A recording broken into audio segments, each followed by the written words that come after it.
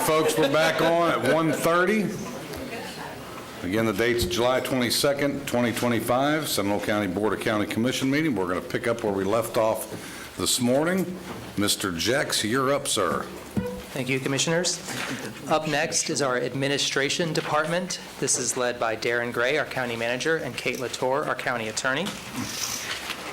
The County Attorney's Office reports directly to the Board, and then we have our County Manager's Office, which is above the Office of Management and Budget, Human Resources, Communications Office, and Economic Development and Tourism.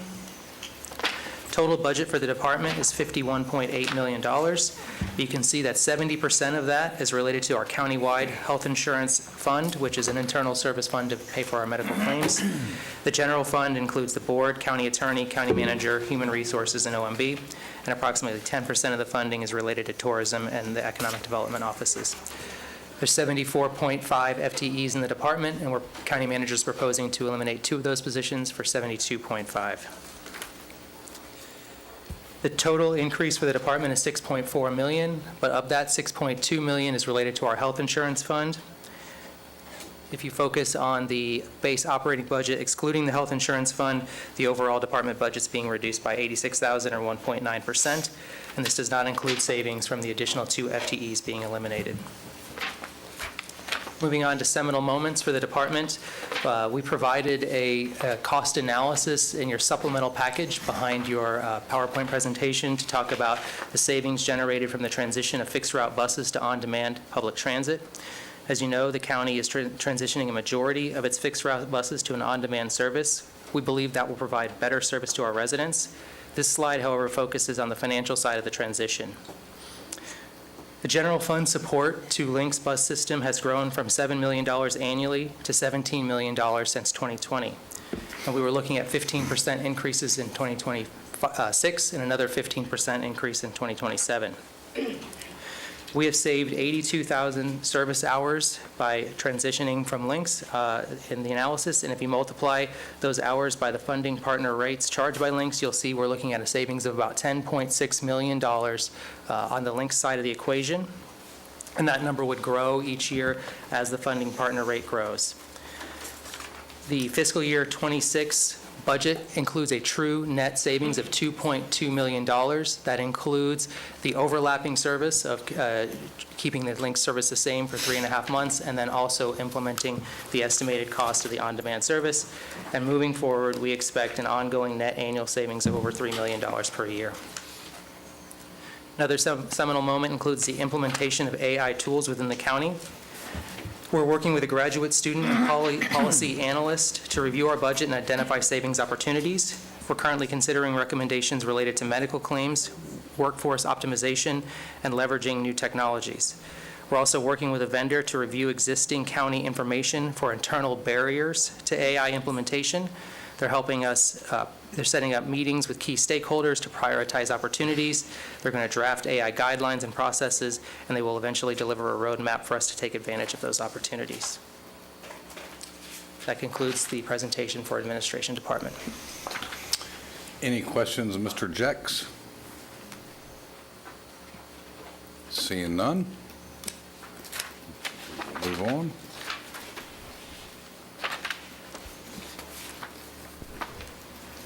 Me. County budget overview? Yes, thank you. Mr. Darren Gray. Thank you, Mr. Chairman and Commissioners, and good afternoon. It is my desire that today's departmental presentations provided you with a countywide view of our proposed fiscal year 26 budget. As you know, this just didn't start today. We started back in January. We also had a retreat with the board in March. The county leadership met in April. We met with our constitutionals, most of our constitutionals, in May at a budget work session. In June, we had the general fund departments present, and today, finally, we had all of our non-general fund departments present to the board. We are here today because of the challenges we're facing are not new. Rising transit costs, state mandates without funding, inflation, and increasing costs in public safety personnel have led and compounded an ongoing structural imbalance to our general fund, which you all know is our main operating fund. As we've discussed throughout these workshops and going back to our strategic planning retreat in March, county revenues have been flat or declining over the last several fiscal years, even as our population continues to grow. That disconnect forces difficult choices. We must either reduce our services or identify new revenues that allow us to keep up with demand. That's why we started this process early. Again, back in January, I met with each of you to preview the forecast. And then in April, we brought together the leadership team from across the organization for a full-day workshop focused on cost-saving ideas and efficiencies. For the first time, we also included our constitutional offices. And in the early budget discussions, that coordination helped align the entire organization around the fiscal realities ahead and ensured we approached this process with transparency, clarity, and a shared purpose. The slide in front of you today shows you the county budget overview. The proposed fiscal year 26 budget totals approximately $1.23 billion, which is up from just under $1 billion last year. This increase is not about expanding government, it's about maintaining essential services in the face of rising costs. That includes personnel, transit, insurance, and basic infrastructure materials like road asphalt and fleet equipment. We're keeping pace with the population growth while remaining responsible stewards of our taxpayer dollars. The use of our county funds, this is county-wide. This slide breaks down how unrestricted countywide funds are used. Public safety, infrastructure, and general government continue to make up the bulk of these expenditures, and they remain areas of rising cost pressures. As the board knows, we operate over 134 active funds across 14 departments with 72 programs. Behind every line item is a service residents rely on. The next slide focuses on our ad valorem. Our ad valorem property taxes are our primary support in our general fund, which again is our main operating fund. This fund is where we pay for emergency medical services, the sheriff's office, courts, and the general government operations. As demands increase, these dollars are being stretched further every year. We're working hard to balance service needs with long-term sustainability. Our challenges. These are the core issues we've been addressing all year. An inflationary environment, growing personnel costs, especially in public safety, significant unfunded mandates from the state, our mass transit costs, and the long-standing structural imbalance in the general fund. These pressures are not new, but they have grown more acute, and they require action.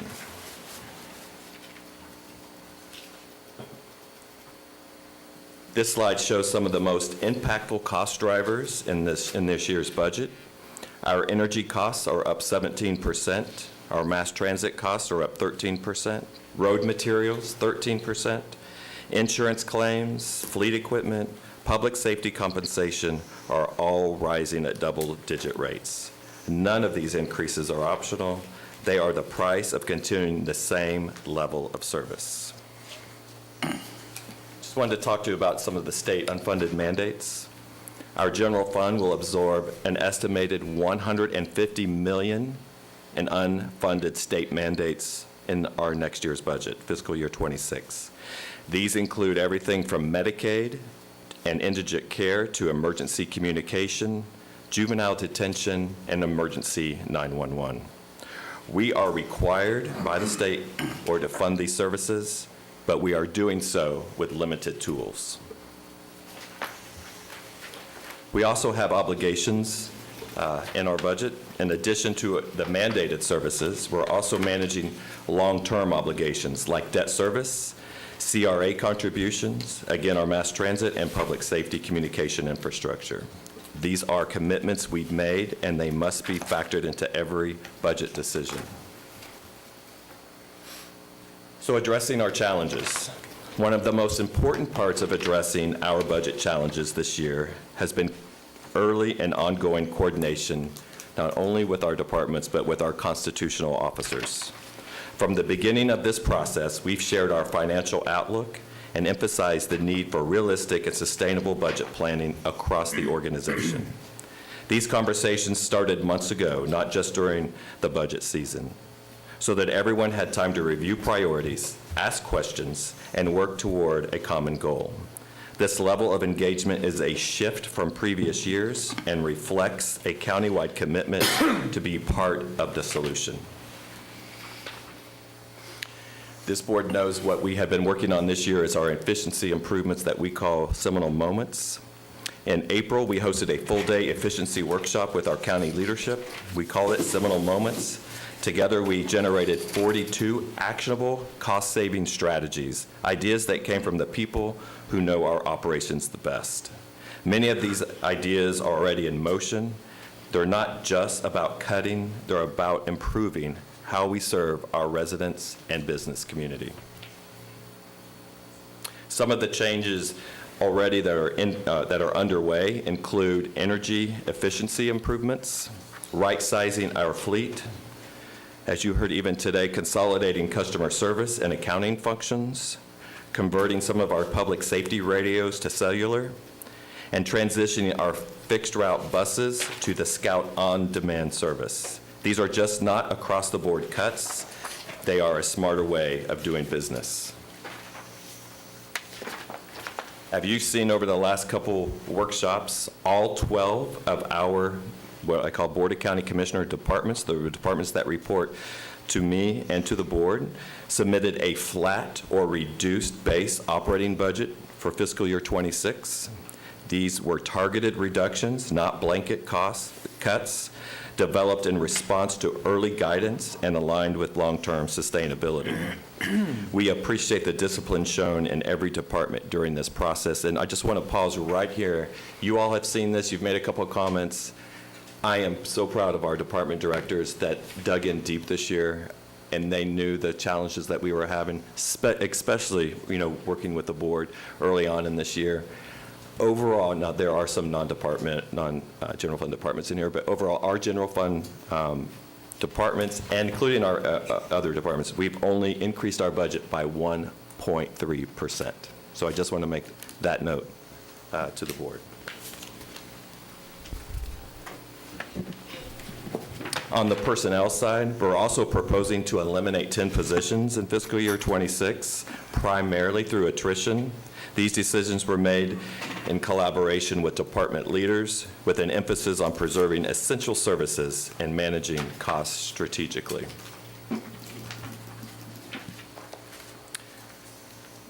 So how does this break down what we've been doing this over a year? And again, just want to emphasize what we have been doing all this year. This just did not come up over the summer. Again, as you all know, we started months ago, back in January. So here's the bottom line.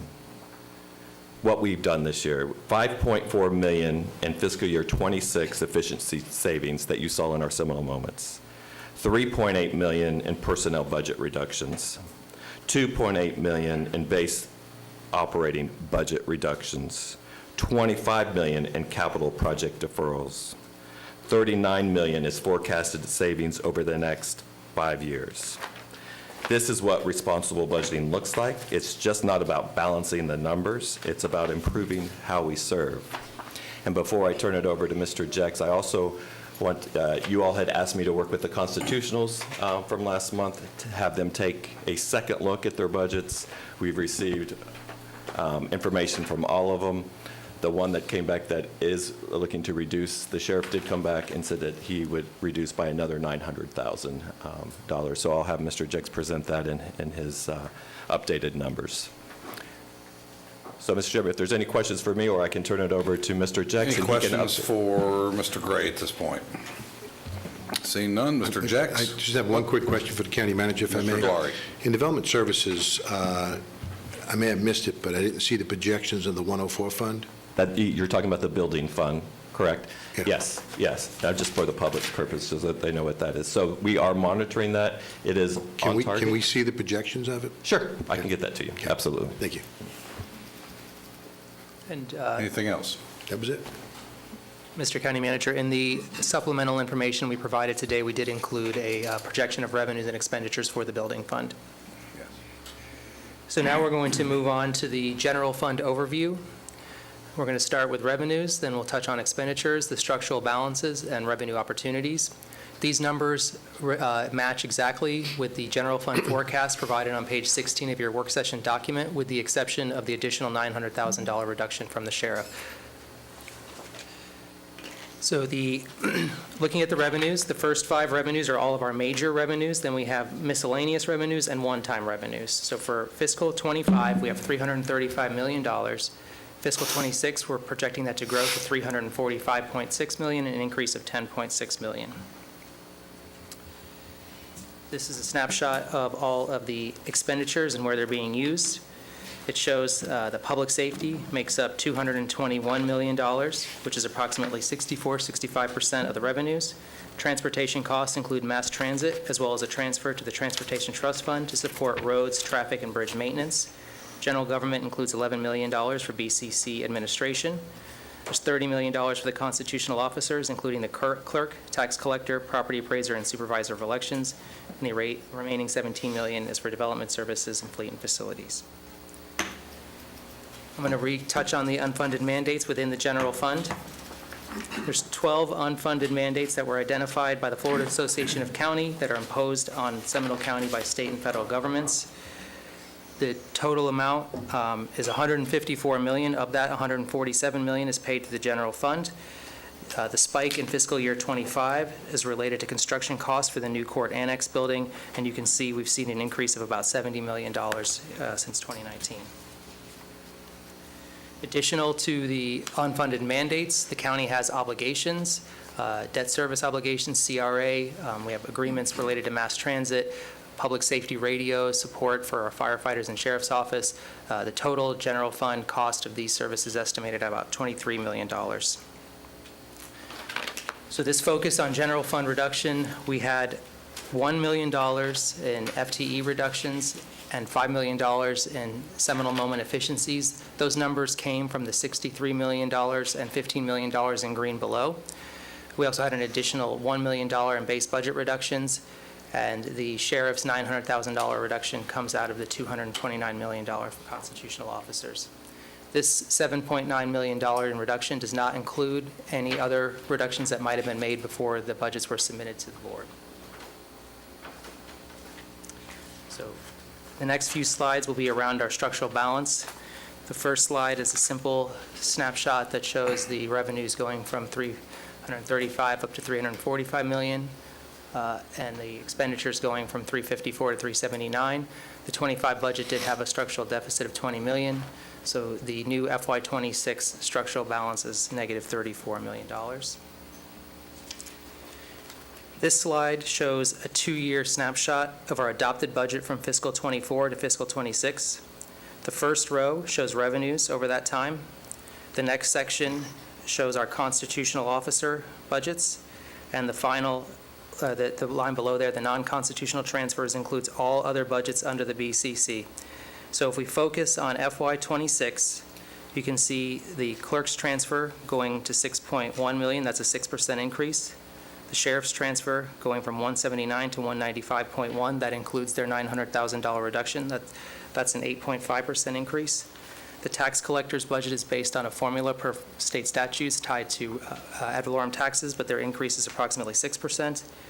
The property appraiser's increase is 4.6%, and the SOE's budget is affected by election cycles, but their FY25 to FY26 adopted budget is growing by 14%. If you go to the next line, all other non-constitutional transfers, this includes BCC personnel, operating budgets, projects, and unfunded mandates, are growing from 152 to 154 million. That's a $2 million increase, or 1.3%.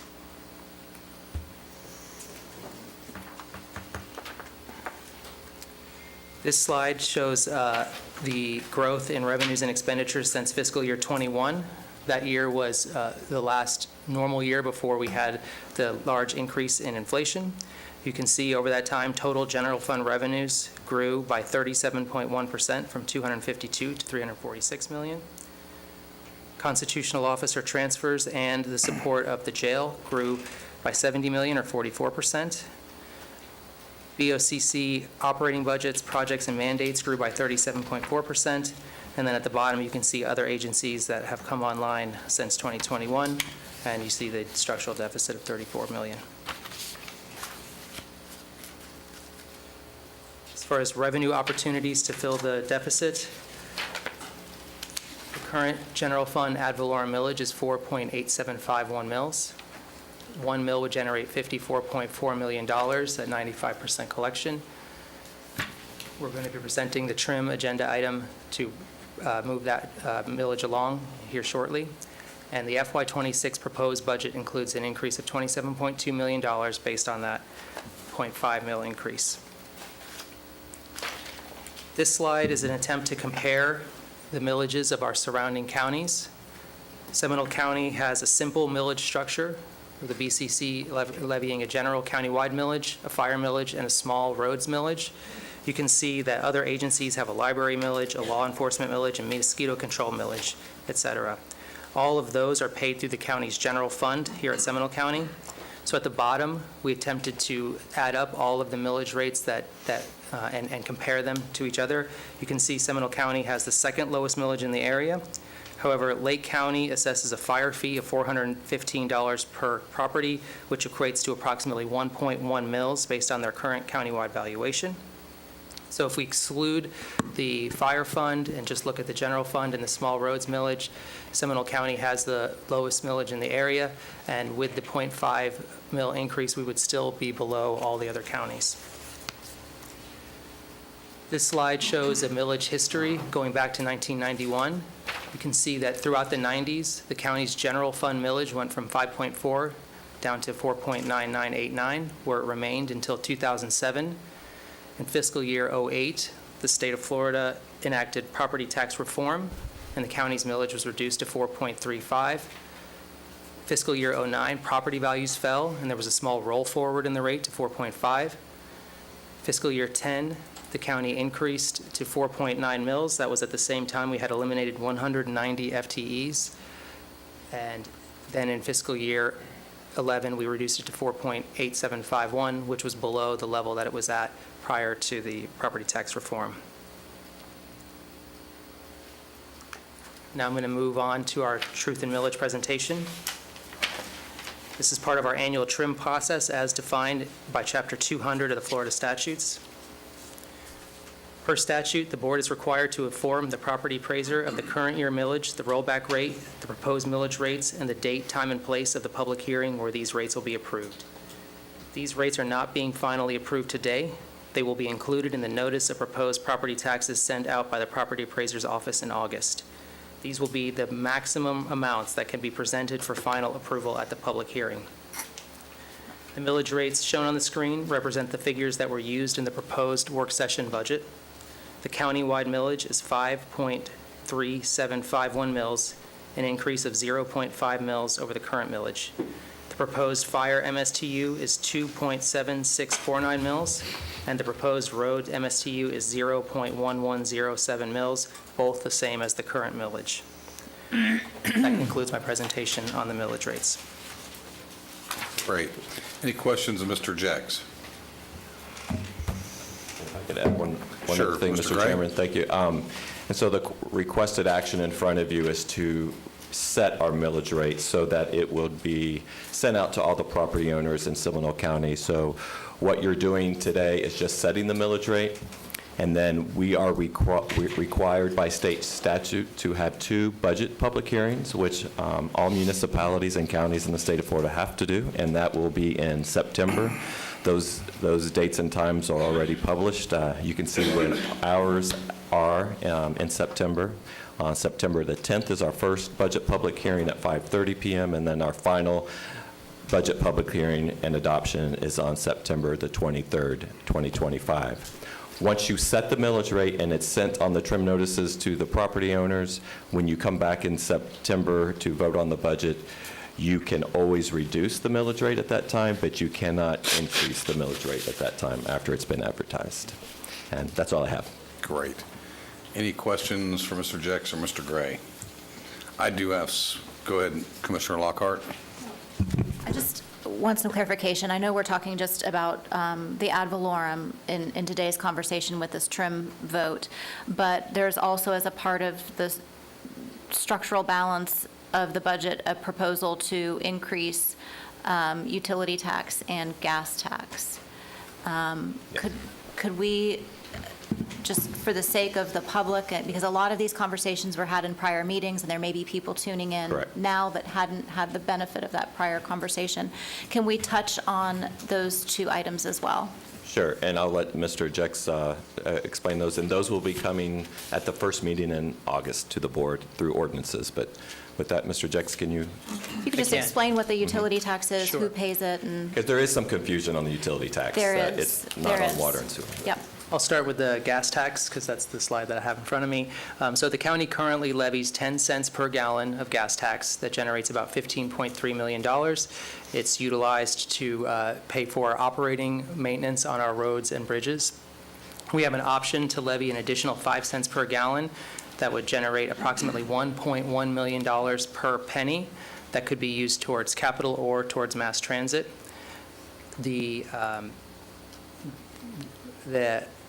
When that levy was first allowed by the state of Florida in 1988, I believe, gas was around 80 cents a gallon. It represented around a 6.7% tax on a gallon of gas. Now at $3.14, it's below 2% tax. And that the county currently transfers from our general fund to support mass transit, so this tax would directly impact the structural balance shown on the screen. Could I ask a follow-up? Go ahead. What other cities in Seminole County currently levy the 5 cents? Because this is not just a county tax, it's a city tax as well, correct? This would be a county-wide tax. So the 5 cents per gallon is not currently levied anywhere in Seminole County. I'm sorry, the surrounding counties that levy the 5 cents. Volusia County levies it, Okay. and Hillsborough County levies it. Orange County does not, Lake County does not. Okay. Can I have a follow-up with that question as well? Certainly, Commissioner Delory. Thank you. So that tax, Tim, is going to be countywide, correct? That's correct. So that would also be distributed by state statute to the 7 cities, correct? That's correct. Okay. What, has the city's been involved in, because we can do an interlocal agreement with them. There is no interlocal agreement for that money at this time, because that has to be done by June. So if it's not done by June, then it goes back to the state formula, and then it gets distributed to the 7 cities. Correct. What input have we had from the 7 cities, and what would they be using the funds for? The revenues, it's a countywide revenue. It would be distributed based on recent history of transportation expenditures. If there is not an interlocal agreement, if we have an interlocal agreement, the county can decide with the cities what the percentage split would be, and the revenues must be used on either capital or on mass transit. Okay, but what, I guess the question that I have is, it may be to the county manager, which cities have talked to us about that, and what Yes. would they plan on using it for? And as you all know, you all gave me direction back in March at your retreat to go talk to the cities. In fact, the chairman and I, as you know, we meet monthly with all the mayors and the city managers of all the cities and the school board superintendent. We, through we had the idea out there to help us with our transportation costs and expenditures. They were all on board, unless, Chairman, if no one said anything against it. Now, what we were wanting to do is enter a local that would actually help with all of our mass transit throughout the whole county. They weren't ready for that yet. However, they wanted to see if the county moved forward on the 5 cent gas tax, then our commitment back to them was to come back to them and come up with the plan and working with the cities. But if they don't agree, then they still get the money? Correct. They get their piece Okay. based on the state formula. And Correct. depending upon their size and the formula, it could be anywhere between $700,000 to $800,000? Correct. Depending. Right. Right. Follow-up, Commissioner Lockhart. What is the projected revenue from the 5 cents? So the county-wide projection is $8.8 million. Based on the current 6 cents that we currently levy, if we got a similar percentage to that, the county would receive $5.5 million for all 5 cents. Okay. And then the cities would get approximately the rest, which was $3.3 Three and million. change. 3.3 million. Okay. All right, that's helpful. And then the utility. Utility, yes. So the county also has an opportunity.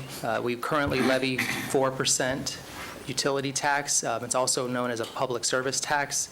It's a levy on electric bills, water bills, propane, natural gas. It has nothing to do with the county's water utility system.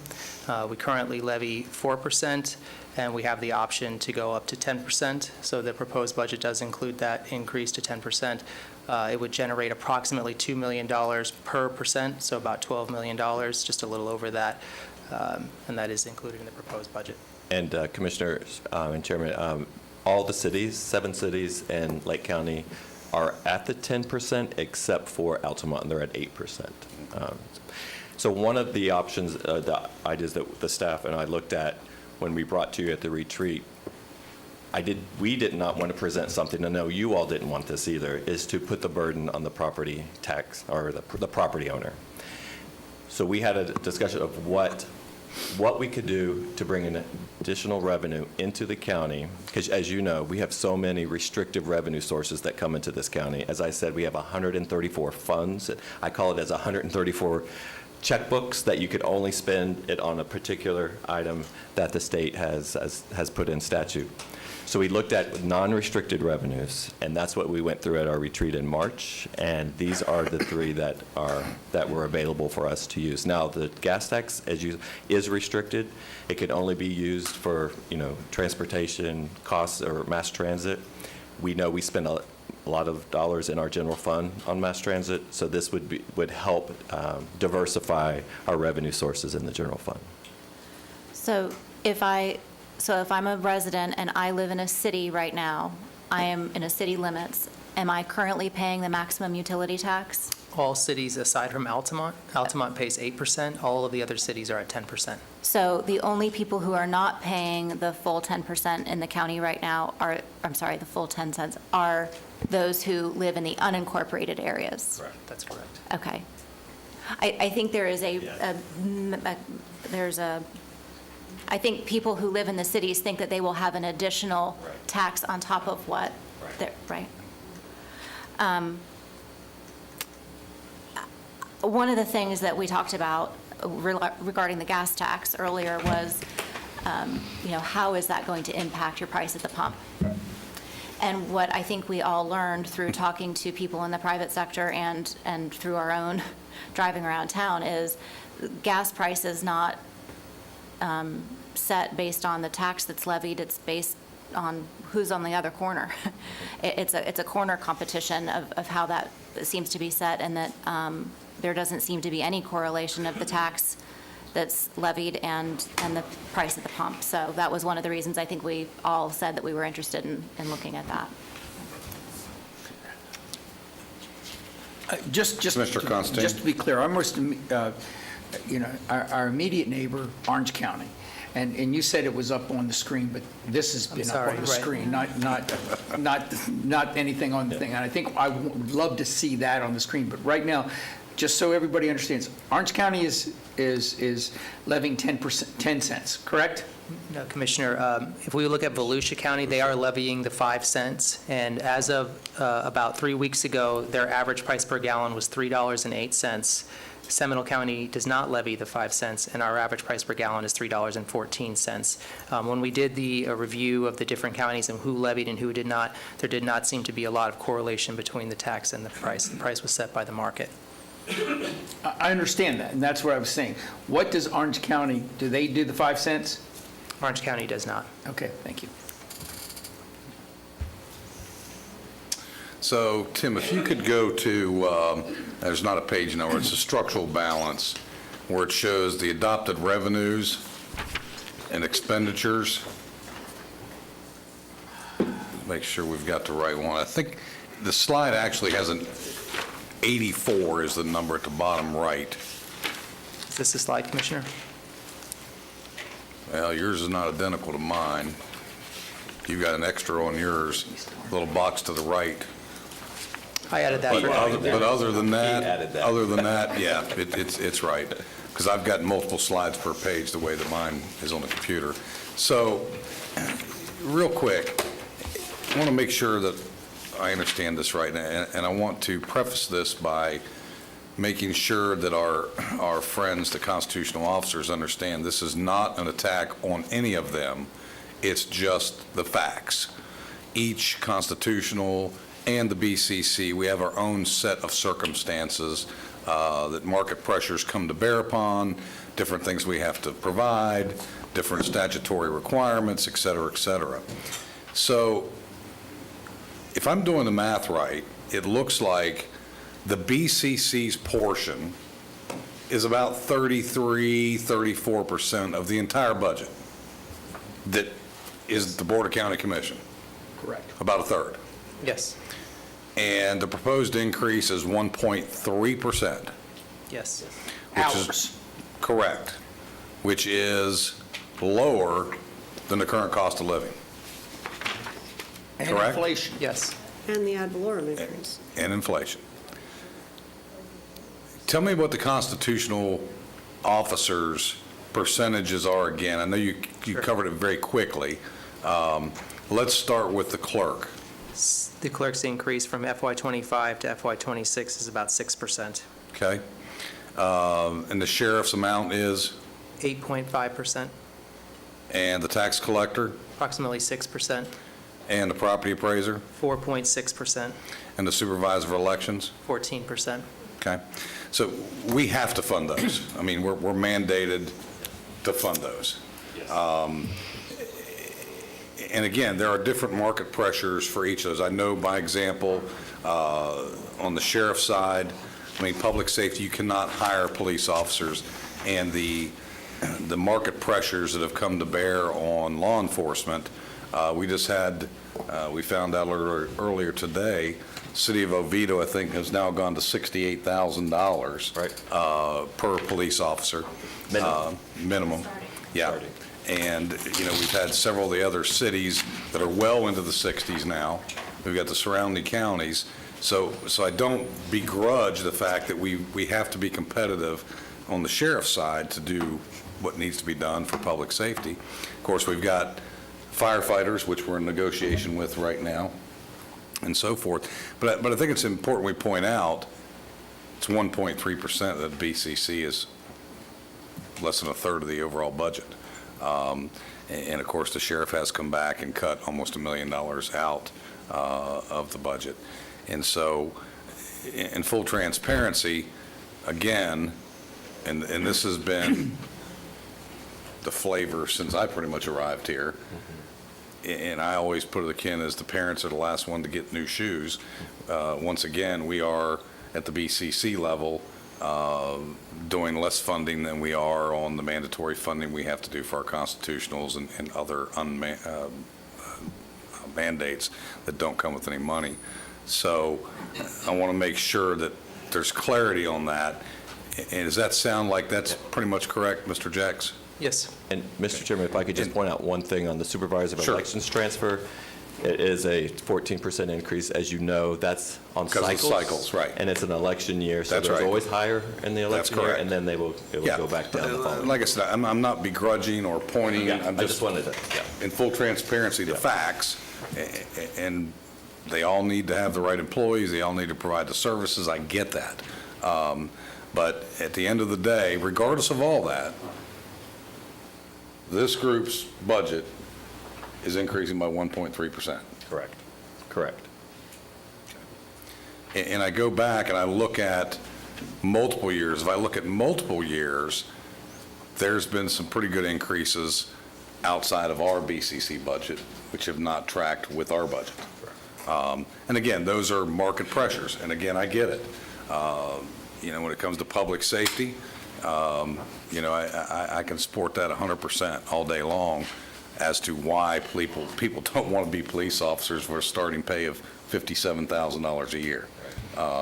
So that's just a matter of fact. So the next question I've got is, we haven't talked about alternatives, cuts. So I want to go to page 85.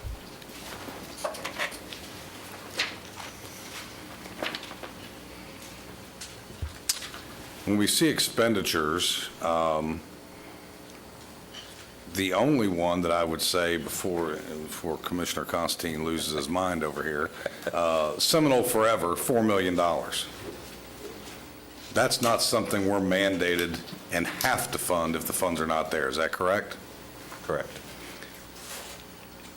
Parks and Recreation, libraries, We do not have to. we mandated to fund any of those? No. But we have to keep the roads open. You got to provide public safety, you got to have firefighters, you got to have police. So it comes down to, what are the alternatives? What can you cut? And my argument is, when it comes to libraries and some of the parks and the Seminole Forever, you don't have enough in the budget to begin with. To provide the high level of service that our citizens, quite honestly, deserve, and most of them demand. So unless I'm missing something here, is there anything else that can be cut? Not without affecting services. All right. All right, I have no other questions on that. Anybody else have any questions? Commissioner Herr. Just some general comments. I'll pick up where you left off, Chairman Zimbauer. The fact of the matter is that we can't cut our way out of this. No matter how I look at it, we literally could sell 3 golf courses. Nobody panicked. Sell 3 golf courses, not fund Seminole Forever, get rid of the libraries, and that's one-time revenue. When you sell an asset, it doesn't get you out of a recurring expense. And the recurring expenses are absolutely funding the community's way of life. It is our safety, it is our ability to transfer from one location to another, to get to work, to get to play, to get to live. It is our clean water, it is all of the things that we were put here to do. So at this point, I mean, just simple look, going through this entire budget, and I have a binder here with 7,000 sticky notes on it that they've been gracious enough to go through. We can't cut our way out of this. What I would tell you, though, is that the time to cut was when we decided to do things. And so we need to fix where we are now from a structural balance perspective, and then we need to be effective in our decision-making going forward so that we're not here again 5 years from now. And that applies to us, and that applies to the constitutional officers as well. And so my perspective is that we have a difficult decision to make here without a doubt. But the reality is the reality. I would also say that we've also witnessed 2 different methodologies of budget building. And the county's team and it's a timing difference. It's really probably not a methodology difference. I think everybody built the budgets the same way. But the county's team started early and was tasked with giving an initial submission and then getting it turned back to them before we ever saw the first round of it. Yes. And that doesn't happen with the constitutionals. The constitutionals come forward and then it goes back. So you see cuts coming back. The sheriff was gracious and came back with a cut where our county staff did that in advance, which was appreciated because that allowed us the time to spend on the other budgets as they came in. So that was, that's the first time we've ever done it that way, as aggressively as it was done, and I appreciate that. I would also tell you that Seminole Moments is a continuous quality improvement methodology. You've nicknamed it something different, and I appreciate the play on words there, but it is not one and done. Correct. And so you're nodding and you're saying correct for the record. This is an ongoing project that continues to look at efficiency opportunities and the ability to improve quality and reduce cost, which seems like it might be counterintuitive, but it's not. That is a reality. And so that work has been, I think, amazing and amazingly transparent. So I would also thank you for that. As I looked at it, I think the county's budget came forward with purchasing language, a BAFO, best and final offer at the beginning, and the others we worked through. So I think the process has been has been commendable, regardless of the fact that we've ended up at a difficult position. I would also say that we cannot forget that we are dealing with market pressures that are still coming out of that damn pandemic. And the reality of all of the federal money that came falling from the skies and the impact that that had on on finances everywhere, and inflation, and every single thing we do is impacted by that. So to some degree, we're right-sizing, we're having to right-size because of factors that were out of our control. Some of the factors, though, were in our control, and that's where we have to pay attention going forward. And I'll leave it at that. Well put. You know, that this should not be a novel idea to us. I think it was in 2022, Yes. 23 budget year when our people told us we were going to have to make some changes, and it was going to come quicker than we ever wanted it to happen. We were able, because of the ARPA money, to work our way through. The cost of goods, cost of labor has continued to escalate. We've seen now where we're uncertain what FEMA dollars will even come our way, which is a whole nother issue that we'll have to deal with if the feds decide they're going to leave it on the state or leave it to us here locally. That could be a significant impact when it comes to recovering after a hurricane, where that funding is going to come from. And I've had a lot of folks send emails about, well, spend down the reserves. Well, we've been spending down the reserves now for about 5-6 years. And so, you know, you get to the point where there is no reserves, and then you've got a problem. I've been an advocate of spending down the reserves, as many of you know, and I've agreed that we get to the 3 or 4 month threshold to keep the doors open, and I'm satisfied at that point.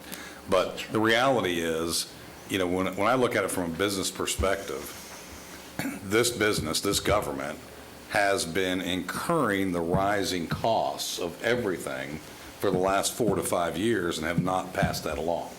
Well, those chickens come home to roost, and that chicken is now home. And we've got some tough decisions to make, whether we have increases or we cut services. And I'm sure we're going to hear from the public. There's some that, you know, could care less about parks and recreation, could care less about libraries. We'll hear just as much people that want libraries and parks and recreation. But the reality is, the quality of life in Seminole County remains one of the best, not only in the state, but in the country, and there's a reason why. And why we're here is because this government has run a very conservative budget for many, many decades, and we did not turn quick enough to anticipate and do what needed to be done so we wouldn't be here today. So we also, I would note that if you look, and I brought it up a couple meetings ago, our development services, development in this county has pretty much come to a screeching halt compared to what it was 4 years ago, 5 years ago, and 10 years ago. That is less revenue on the tax roll that's coming in. And we all find these communities that get to this point where they're all over the country where there's no room to grow, but you still got to provide the services to these individuals. So that's where Commissioner Constantine. Thank you.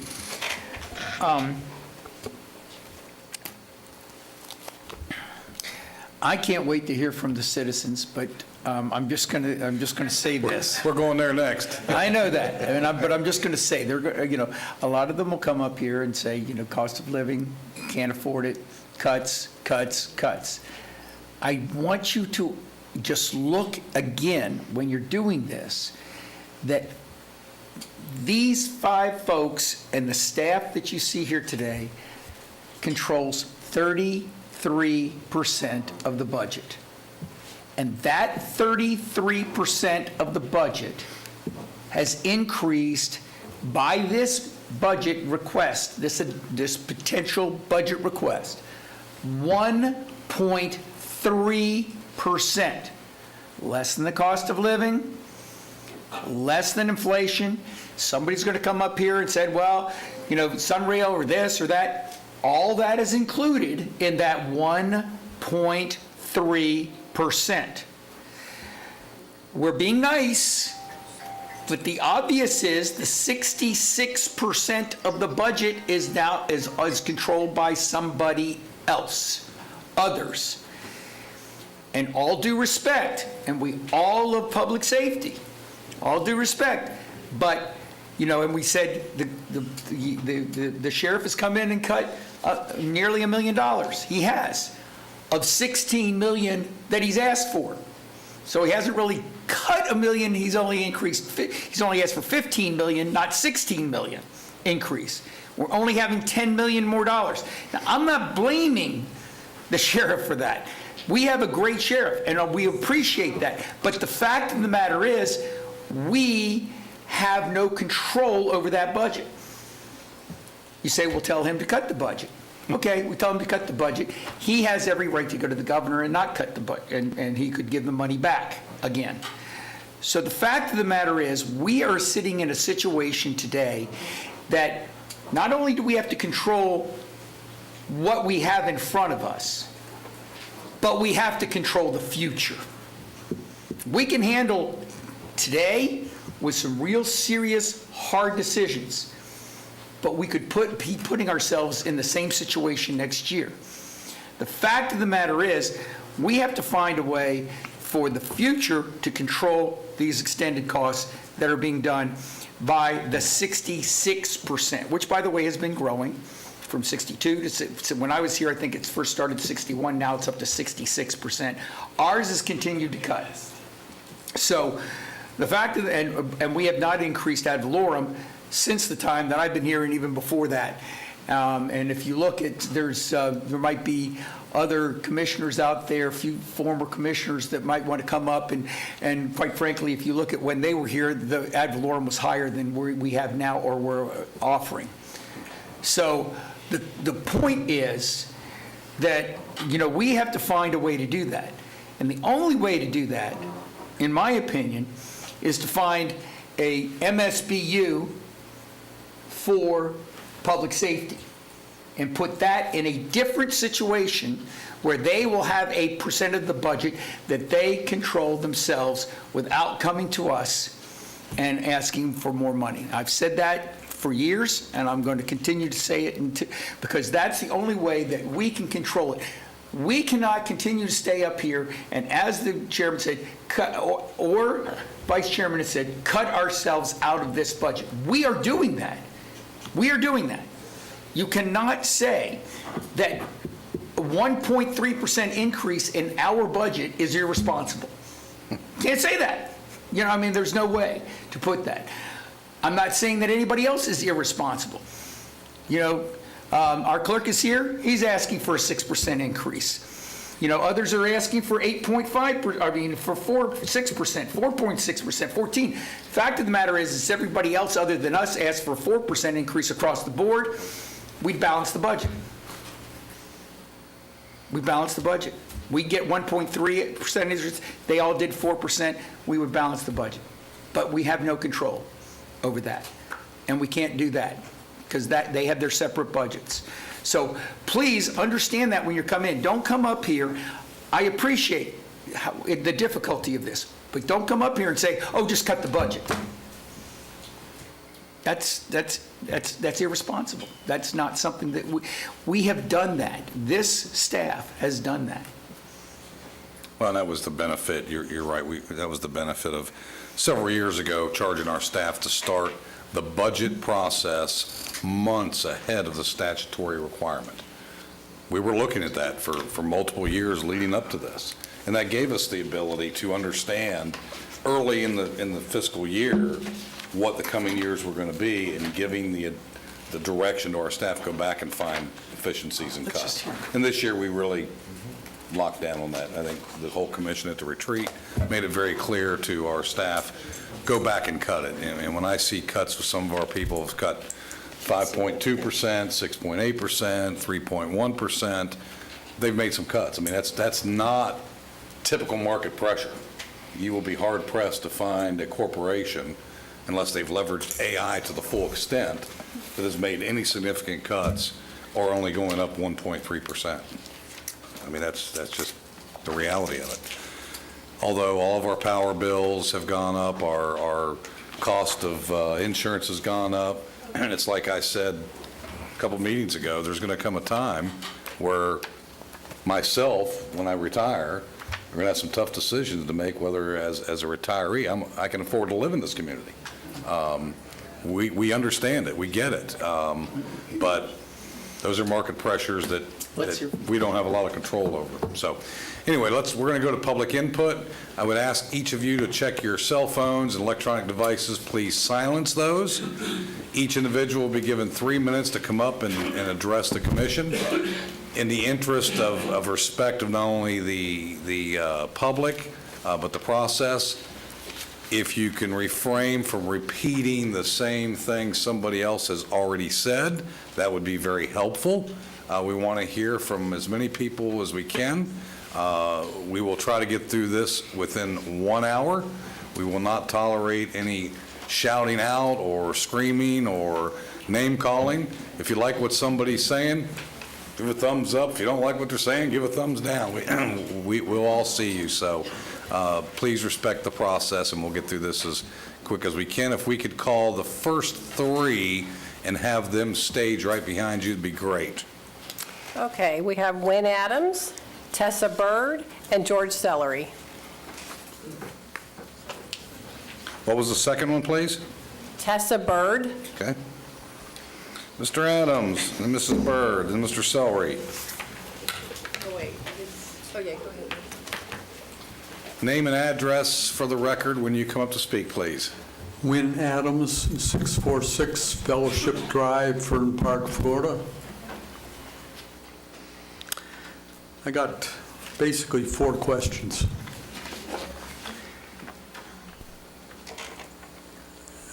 Is there an economic plan to grow the commercial tax base? Okay. Question. What's your next question?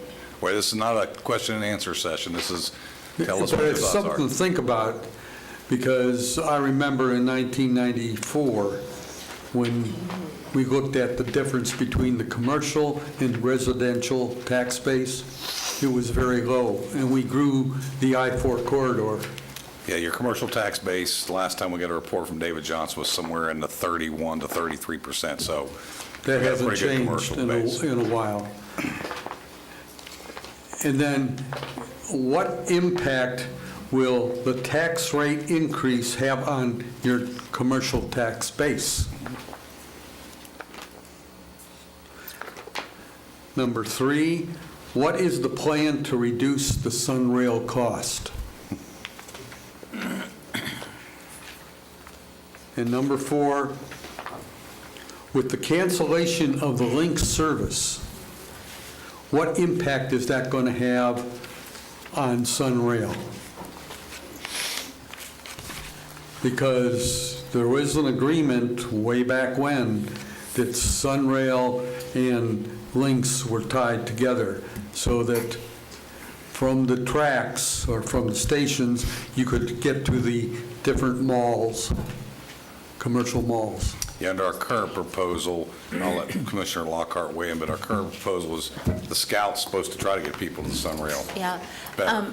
So the Sunrail feeder, fixed route feeders are being eliminated because they are going to be replaced with the on-demand Scout. So you actually have more people riding Sunrail because they won't have to stand at a bus stop in order to get the bus to get to the train. The car will pick them up at their location. It will improve Sunrail ridership. Okay, then the next question I have as an add-on, what happens, or is Sunrail eventually going to go out to the airport? Well, there's all kinds of plans for it to go to the airport, but I mean, it's not going to happen tomorrow. But yeah, that is one I've of been the- hearing that for 20 years. So as the chairman of Sunrail right now, I'll tell you that there is a current PD&E study being undertaken by the Florida Department of Transportation. This county and all of the other funding partners, including the private sector, contributed to that. And when that comes back, we will have a much better idea of the cost to continue that. But that is the intention right now. Okay. You might want to add also going out to the university and to the beaches. that's like for my grandchildren to figure out. Because the biggest problem with Sunrail, you don't have the ridership. Yeah. Mr. And you Adams? don't have the ridership because they don't know where to go. Thank you, Mr. Adams. Just now that we've got that out of the way, this is not a question and answer session. Please come up and tell us about your impacts from, and your concerns with the taxation. All other questions, please address it to our staff, and they'll be happy to get you the answers. Ms. Byrd? Welcome. Pull it right down there. My name is Tisa Bird. I live at 544 East Warren Avenue in Longwood.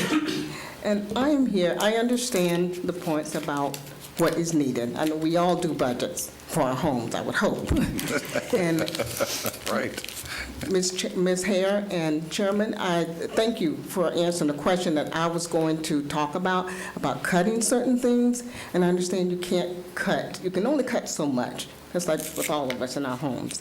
But I was wondering if there's a way that things could be reallocated from one to another to help fund it.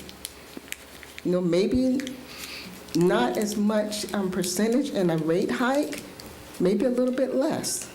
I volunteer at 3 different pantries 6 days a week. I literally take the food to those that, for whatever reason, are unable to get to the pantry. It's a big deal. It is. And I heard you say that you understand and you're sensitive to the fact that people are living paycheck to paycheck. And I'm just wondering, how is it going to affect them even more? I mean, people on the verge of being thrown out of their homes. I see it every day. So I was just wondering, is there a way you can reallocate some things? Just take a look at it? Thank you. Thank you. I would say that we do look at that, but we're constrained by statutory requirements on what revenue can be spent on what. Thank you. Thank you. Commissioner Lockhart? Mr. Chairman, if I could ask the county manager, after public input, could we ask staff to maybe do a sample of a taxable value yes. and what the .5 will do? Absolutely. I've been doing a lot of math lately, and I think seeing it. And we've been checking it. Yeah. Yeah, I know. I've been asking you to check my math. I think that'll be really helpful. Sure. Mr. Sellery, please. Yeah, George Sellery, 5231 Shoreline Circle in Sanford. Just really quick, first, most of you know this, but some don't. My background, Volusia County Senior Management and Budget Analyst for 5 years. Revenue analysis, 5-year forecasting, CIP development. I wrote the City of DeBerry Incorporation study, budget, and did all the financials and legislated for that when they became a city. Then I worked for the Volusia County Sheriff's Office as their budget and financial manager and did the liaison between the sheriff and the county manager and budget staff. Then for 17 years, I did the same thing for Sheriff Esslinger, budget, finance, fleet, facilities, payroll, including budget development and interfacing almost all the time with the county staff and county manager's office back in those days. I was also the instructor for 15 years for the Volusia County Florida Sheriff's Association on budget, finance issues, and dealing with county government. I retired in mid-2015 and did consulting for a number of governmental agencies until 2020. Coming out of retirement to help. I am a fiscal conservative, always have been. It's not a catchphrase. I actually prove it and back it up. I've really never seen a budget work session that happens 10 minutes before you're setting trim, essentially. And I've never seen one where you start with public works and all that. Usually everybody, everywhere you go, it starts with the general fund, MSTU funds, tax funds, because that's the emphasis of the board. So this is all kind of new this year to me. I can tell you this, I'll tell everybody, I don't believe in the rollback rate, except for using it as a starting point and then building up with all the tough decisions that you as board members have to make. Bottom line is, about the 1.3% and all that, is that public safety, and that is fire, law enforcement, corrections, judicial services, emergency management, that is basically the core quality of life. Bottom line, everybody wants that before they want everything else. All the others are niceties to have. And with Sheriff Esslinger, when we did the budget, and we used to interface with a lot of the folks up here, Commissioner Delarey, Commissioner Constantine at the time, We really spent a lot of time building from the bottom up and making tough decisions. And their decisions with payroll, if you look at what's going on in Brevard County, Orange County is $40 million and another 20 for the jail. 60 million, not 16 like here. All your employees should be getting a 5%. Orange County, democratically controlled Orange County, is giving their employees a 5% from what I was told the other day, okay? There, you've got the lowest ratio of employees to population of anywhere. County comparisons, there's a lot there. There's a lot, you know, Volusia doesn't have a local option sales tax, so they have gas taxes. I'm going to work on putting something together for you all. I really am. Something simple like Commissioner Lockhart said, so that a person knows out there what they're getting in a $500,000 increase, which has never happened in Seminole County before, and what that cost of the gas tax and utility tax are. Because I believe you guys are fiscal conservatives. And I think if we can find a way to bring this down, and I already know a couple ways, but I'm going to save those to go over with anyone who wants to listen. I'll meet with anyone, and I'll show you exactly how to do it using the same stuff we've done in Seminole County for decades. Thank you. Next three, please. Julie Reckner, Cindy Holler, and Michael Johnson. While they're coming up, for the record, And today was Johnson? not the first budget work session. Yes, this is not the first budget work session. This is number 3? This is number 3. Number 3. I'm Julianne Reckner, 1796 Pine Bay Drive, Lake Mary. Excuse me. Good afternoon, esteemed Board of Commissioners. I recently received some information emails notifications from fellow Seminole County citizens and taxpayers that the Board of County Commissioners will be voting on the first of 3 major tax increases, which we've been talking about, that will directly impact our families, our fuel costs, and our monthly bills, that being, of course, the 16.4% hike in property tax millage rates, a 5-cent per gallon gas tax increase, and, of course, the utility tax increase. These new taxes, as you know, would make life considerably more expensive for every resident and small business owner in Seminole County. We've spent the last few years struggling with our federal government's bad policies, but feeling we were somewhat shielded by our county leadership. And now that we're beginning to see a light at the end of the tunnel in our federal government policies in the way of tax cuts and economic recovery, we now hear about new tax hike proposals for Seminole County. I don't believe this is a Democrat, Republican, liberal, conservative issue. I believe this is more of a 90-10 issue, and realistically, I'm guessing 99.9% of taxpayers in Seminole County would request a firm no vote from our commissioners on all 3 of these tax increases. And I realize the reality of budgeting and cuts, but there has to be a better way to enact fiscal responsibility than putting it on the backs of the citizens of our great county. I want to repeat that. There has to be a better way to enact fiscal responsibility than putting it on the backs of the citizens of our great county. Thank you for your time and thoughtful consideration. Thank you. Ms. Holler. And then Mr. Johnson. If you'd come up and get stage, Mr. Johnson. Here, we can do it. You can do everything. We start talking. Oh, okay, good. Thank you so much. Okay. All right, good afternoon, Board, County Manager. Cindy Holler, 1731 Beacon Drive, and I appreciate the board discussion that kind of updated me with what happened this morning, so thank you for going through that. I wasn't able to make the budget presentation this morning. The sheet that I put up on the screen is an article from the Sentinel dated April 15th, 2025, and also has our DRC fee. And like Julie said before me, the cost to residents is looking to be, increased, and I'm wondering if developers will have to pay more also. Gas taxes and utility taxes go toward infrastructure, so maybe the developer should pay more. Even with the rate changes 2 years ago, after 30 years of no increase, we're behind. and $52.50 for a DRC pre-application fee to get hundreds of hours of staff time, written comments, and a DRC meeting is a great deal.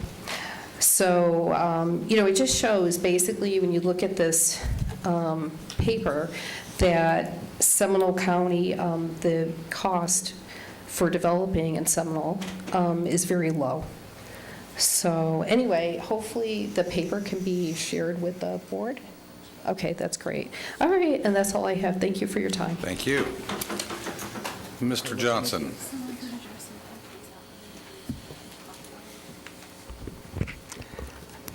Hello, Mike Johnson, 312 Tangerine Street, Altamont Springs, unincorporated area.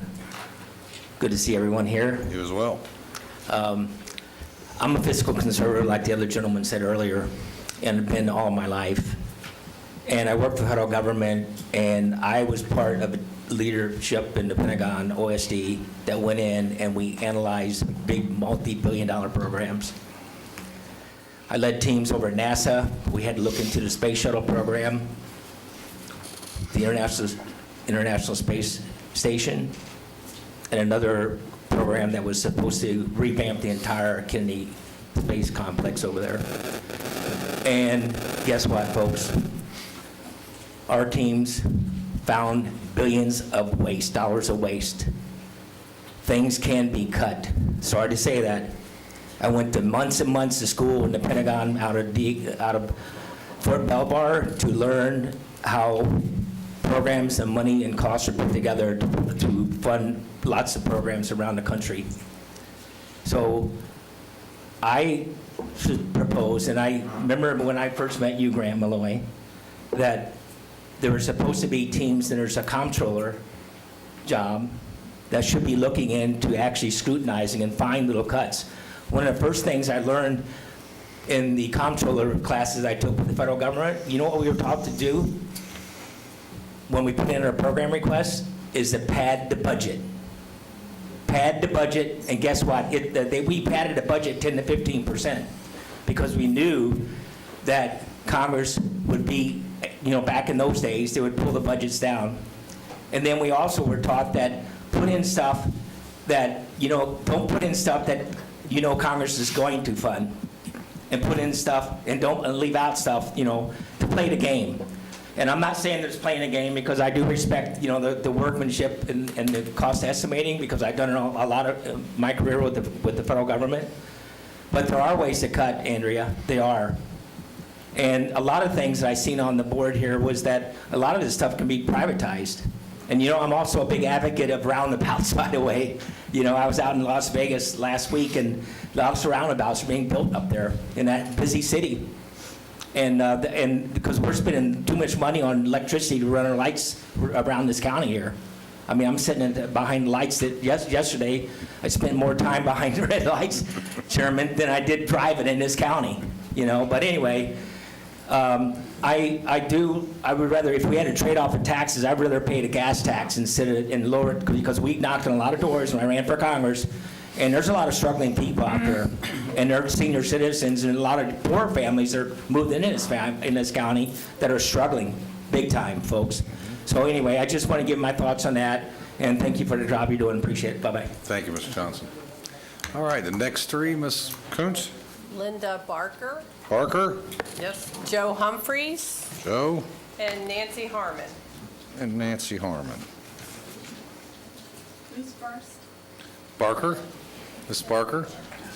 I have some handouts. Can I come around? They can do it. They'll pass it. Okay. These are the handouts. This is for Commissioner Herr, along with the handout.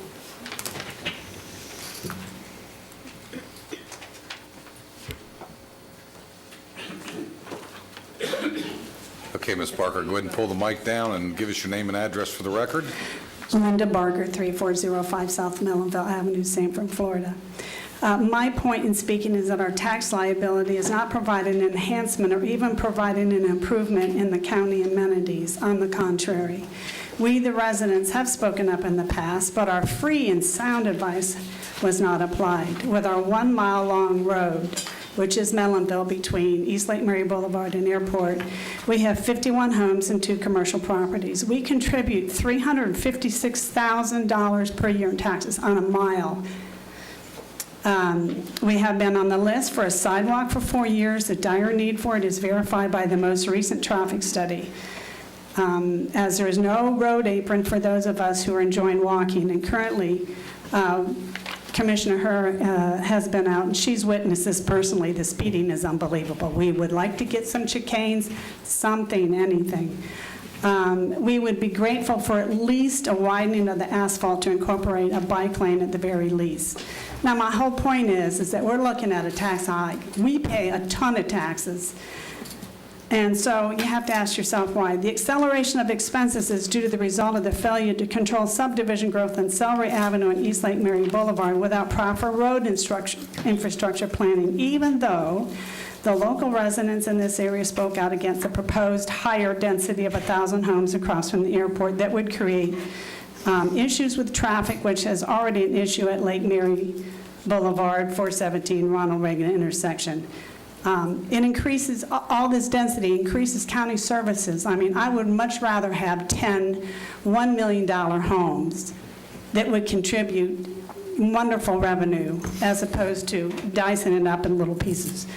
But it increases fire services, 911, and law enforcement. There was an expensive study called Seminole Way Corridor, which was to limit the growth on Lake Mary to commercial and industrial to provide much-needed employment and revenue. Instead, the county had a memory lapse and approved starter home subdivisions, which were incongruent with the rural states.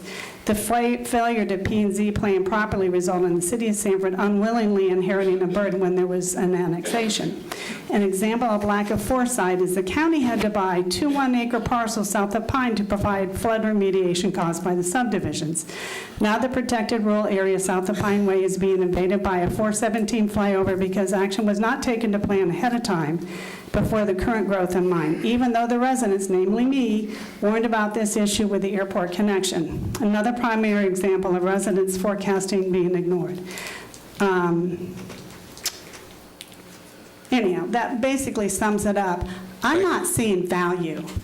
I don't have sewer, I have septic, I have city water, and we can't even get a safe place on our road to walk. Thank you, Ms. Parker. Mr. Humphreys. Can I say one last thing real quick? I forgot just to. Sure. Since we've owned our property, we've paid $155,330. I'm retired. So is my husband. That's a lot of money. Sure.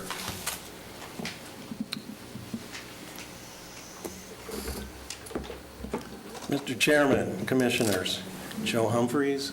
I live at 883 Cardinal Point Cove, Sanford, Florida, in a gated community, like many of us in this county do. You all know Rick Scott. I know Rick Scott. You may not know that his favorite book of all times was A Land Remembered. If you've ever read that book, you'll know that there's a common theme that's haunted Florida pretty much since the beginning, and that's a belief that growth, any growth, is inherently good. Since the days of Henry Flagler, empire building, our state and local governments have adopted a growth at all costs mindset. Joe, let's try to keep it on the budget. It is about the budget, okay. sir. Let's try to connect the dots there. Projects, but again, projects are rubber stamped if they promise jobs or bigger tax base. That's why we're here today, folks. I'm not surprised that we're here today having this conversation. I've known this has been coming for years. I've been playing around with real estate in this state since 1976. So I'm concerned about when I hear revenues are flat to declining. What happened to all the massive income from all the new development? Where did it go? This is an example of proving that urban sprawl does not pay. Period. End of conversation. This is indeed reality imitating art. Trying to balance the budget. Okay, I had my HOA meeting last night. We have road issues, storm sewer issues. we're going to pay all these taxes, but gee, do we get a lot of this revenue? No. So we get to pay twice. We get to pay for all of those people who don't live in gated communities, and then we get to pay for our own as well. Where's the equity in that? Lastly, I'm going to talk about declining revenues. These are some documents from Dave Johnson's website. Alan Harris was dealing with a piece of property recently that had cows on it over on International. It's valued at $7 million. It's owned by a for-profit hospital corporation. Their tax bill, 2024, $50.24. I can show you other properties in my neighborhood on the river, on the Wekiva River, anywhere from 5 to 7 acres. Their tax bill's $27, tax bill $12. I'm more than happy to pay my fair share. We do. But the question is everybody in this county paying their fair share? I think not. When I can show you cropland on Reinhardt Road, and the only thing that was growing on it in the last year was what? Campaign signs. Thank you. Ms. Harmon? And I'm gonna say this is not about development. This is to talk about the proposed increase in the ad valorem. So I'm going to give you as much latitude as I can, but if we don't stick to the topic, we'll cut you short. Nancy Harmon, 752 Pioneer Way, Geneva, Florida. I'm sorry you're in your seats right now having to deal with all this. One thing I'd like to ask, though. Were we duped? We were told if we voted for the penny sales tax, chances are we wouldn't have to be here having this conversation. I don't think we were duped, but I do think that the information that you all are expressing today is information that's either been stuck somewhere in a cabinet, it's been presented, but not presented in a means that particularly expressed the urgency that you're having to deal with today. I'm really not sure. I'm really not sure what happened. But I know that we have county management that's been, today he spoke it, that when he has seen that we've been kind of putting this off, I think that's what you said, Mr. Gregg, in your own way. I think Commissioner Zimbauer said the same thing. I kind of think you all have said the same thing. And I know Commissioner Lockhart, and many times, and I'll never forget her saying this when we were talking about 5 points. She said, we're building a building, but we don't have a maintenance tail and the money to support it. Oh, yeah, you did. I'll go back and find it. Folks, I'm going to ask you. But anyway, Keep proper decorum. Please don't yell out or speak out. Be respectful to the speaker. I know that within this group of people, there's the knowledge and the ability to move forward. I do believe that. But what I can't deal with right now is the fact that we're being levied this expense at the degree that we're being levied. I don't know if it can be gradually applied over the next years. I'm not sure, because the information that we're being presented really doesn't tell the story. I mean, it doesn't tell us what's included in the BCC expenses. We know that the sheriff's department's making bills, and we know that our county clerk, and I love his webpage, by the way, because I can find anything I want. But I guess what I'm asking and saying is how did we get here when we were told last November, if we vote for this penny sales tax, we probably won't have to do this? That's all I'm going to say. Thank you. Next three, please. Wafa Esposito and David McKinley. McGinley? McKinley. McKinley. Okay. Ms. Esposito and Mr. McKinley? Wafa Esposito, 5040 Hawks Hammock Way, Sanford. So we do understand we need the green space. We do understand the repairs. Mr. Chairman, can you bring the microphone down? Okay. Thank you. We do understand we need the green space. We do understand the repairs to the roads. We do understand the mitigation. And we do understand the increase in services. So this all brings us to who is causing or impacted us to have all these. Having paid the least to develop in this county, can we get back to them into the rental properties and see if the proportion of their property tax can be measured in a way so they can be paying in proportion to all these services? And regarding I was wondering, I tried online, but I wasn't able to figure it out. Do you feel like we have enough, is the tax to the Airbnb is one that can be reevaluated or something? Is it worth looking at? Is it one of those you could maybe investigate? All I can say that this property tax hike and all the others, they're just new and expected after we spoke about the penny sale tax that was going to help, and way too quick. So I am sure something has to be done and will be done, but would it make any fiscal sense to gradually do the increases in the property tax and evaluate in a couple of years so people are not hit by 16%? Thank you so much. Thank you. Mr. Chairman, Mr. McKenzie just has a general comment on another topic that can be handled after your district reports. Okay. All right. So we've heard from all the public on this matter? Correct. We'll close this public hearing portion of it. I just want to take a couple moments. I'm sure my fellow commissioners have a list of things and that want to speak about some of the things that were said. Let me address the penny sales tax. The penny sales tax has a limited use. It cannot be used for a lot of things that ad valorem tax can be used for. When I was in the public talking about the 1 cent sales tax, my statement was, based on the money needed to be raised, it'd be a 1.4 mil increase to match the same dollars that a 1 penny would supply. So I'm not sure where the 1 penny versus an ad valorem came in.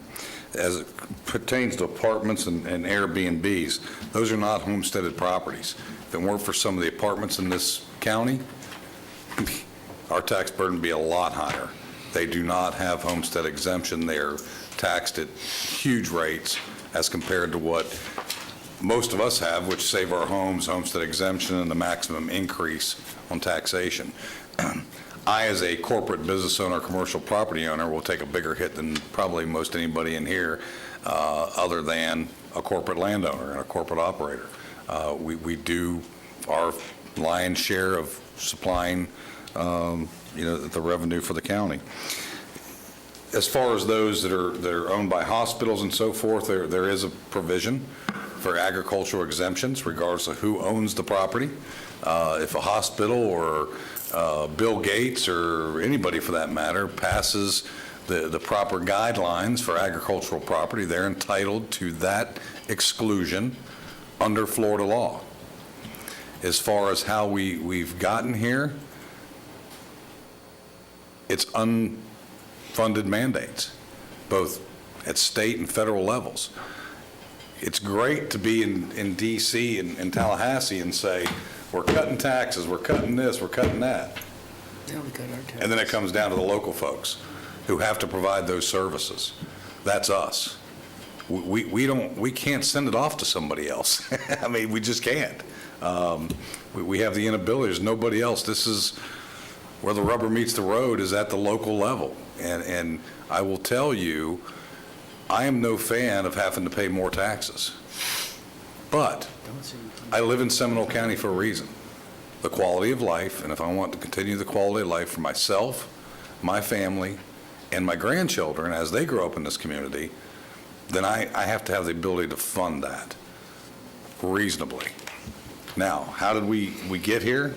When I arrived 6 years ago, my first budget session, I don't know if Commissioner Lockhart recalls or remembers, I made a statement as a businessman when I went through thousands of pages of previous budgets, and I said, you know what? I think I told Commissioner Carey this in the hearing. Y'all are conservative to your own demise. You've been so conservative, you haven't funded an infrastructure. You go up on the second floor of this building and watch and look and see what our employees are working in. Carpet that doesn't exist, or it's torn, it's tethered. Air conditioning doesn't work properly. Or freezes you to death. Yeah. It's really a shame. And we've been understaffed. When the downturn happened and that commission cut all those jobs, one of my statements at that first budget hearing was, which was in 2018, when I was told by some of my fellow commissioners, well, the downturn in the economy, I said, well, that happened in 2008, 10 years ago. When are y'all going to right the ship and start getting things back in place that need to be put back in place? We're paying for that now, and we're catching up. That's a businessman's perspective of why and how we got to where we're at. Things were, I mean, you can make an old truck last for 200,000 miles, but when it gets to 400,000 miles, you don't have a choice.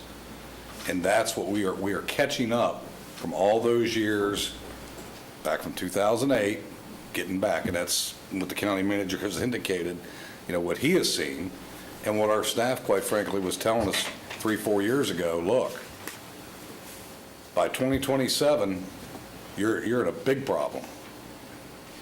We also have to keep our bond and credit ratings appropriate. That requires a certain amount of revenue, or this county will never be able to borrow or have the ability to borrow to build infrastructure and make better places for our employees to work and have those services that our citizens, again, quite honestly deserve and usually demand. There's all kinds of excuses of why things can happen, but the real reality is, if the county is going to continue to run at a service level so that when you pick up the phone and call 911, a police officer or a firefighter or other services show up to your door, it's got to be funded. Mr. Chairman. And we can't keep kicking that can down the road. Mr. Chairman. Commissioner Costine? I have to, I want to say a few things about some of the requests that have been made, but I've got, I just want to, different voice, because, I mean, you've been saying this and you're doing it well, but I think, that, when all of us are trying to, come up with these solutions and suggestions, I want you just to remember, you've seen our budget, the budget that the county controls. You've seen that we've only increased 1.3% this year. We're not going to increase it more if we get this money. This money is to balance the budget for the entire, 100% of the budget. Again, somebody mentioned impact fees. We're talking about looking at impact fees again. It's coming back up, but those impact fees cannot be used for general revenue. But we will be looking at impact fees, even though development right now is flat. That doesn't mean that the development shouldn't pay for itself. People were talking about apartments. Listen, you all know that I have voted against a lot of apartment complexes. I've voted against a lot of housing developments. Apartments pay for themselves, just so you know that. Homes do not. Single-family homes and the services they are needed do not pay for from the taxes that they are providing. And in fact, when you have Save Our Homes at 3% and inflation is more, it continues to decline on that when you're talking about it. So appreciate that it's not that homes do not pay for themselves. And development should be paying for itself, and I appreciate that. But I want you to understand that apartments do, because they are not restricted on the Save Our Homes. They pay for a lot more in the taxes percentage-wise than do single-family homes. I want to reiterate what the chairman said about agricultural, zoning. We have no control over this. Joe, you made a great point, but we have no control over who gets the agricultural exemption. That's a state requirement. And if somebody does that, that's not our fault. Okay, that is the fault of the law that we have in place. And what others have said is true. in all the years that I was being in the legislature, although I voted against sometimes, every tax cut the legislature ever gave was on the backs of local government. It was not them. They have never cut their budget. In fact, when I left, the budget was $50 billion. You know what the budget of the state is today? $120 billion. They have never cut their taxes. They cut our taxes and say they cut your taxes. All they've done is tax shifted back down at the local level. That's all they've done because they put the mandates on us. And the transportation, pull out the public service budget public works budget that we just talked about today, when you're talking about the penny sales tax. 48.7% of the entire Department of Public Works is paid for by the penny sales tax. That's where your money is going for that. And if we didn't have that all, which is $170 million, that would be transferred back into the budget also. That's where the chairman was talking about the 1.5 mils, 1.4 mils, whatever it is. So please understand, we have looked at all of this. We are looking at all of this. Nothing that we do today is going to be permanent. We're going to continue to look at that. I'm still, and you've heard me say it, and I know the others have said it, we're still begging our constitutionals to go back and look at their budgets. We can't cut their budgets. We could say you can't have that much money, but then they sue us. And then they sue us. Or they go to the governor, or they go to the DOR, Department of Revenue. We're asking them to look at their budget and understand the circumstances that we're in and saying, please, please, please, let's all be in this team together. So you can look at us and you can say, oh, you guys are, just fat and bloated and all this. And then think about this, 1.3% of everything that we've talked about today. Everything. That's our increase that we've made. Anyone else? Commissioner Lockhart. First and foremost, I'd like to get on the record, I don't recall having the conversation that the citizen said that I had, and I don't ever refer to anything as having a tail. So although I did earlier use the word squirt in a conversation, which probably will come back to bite me. Guilty as charged. Squirt. That entire rendition is not something I recall, so I want to get that on the record.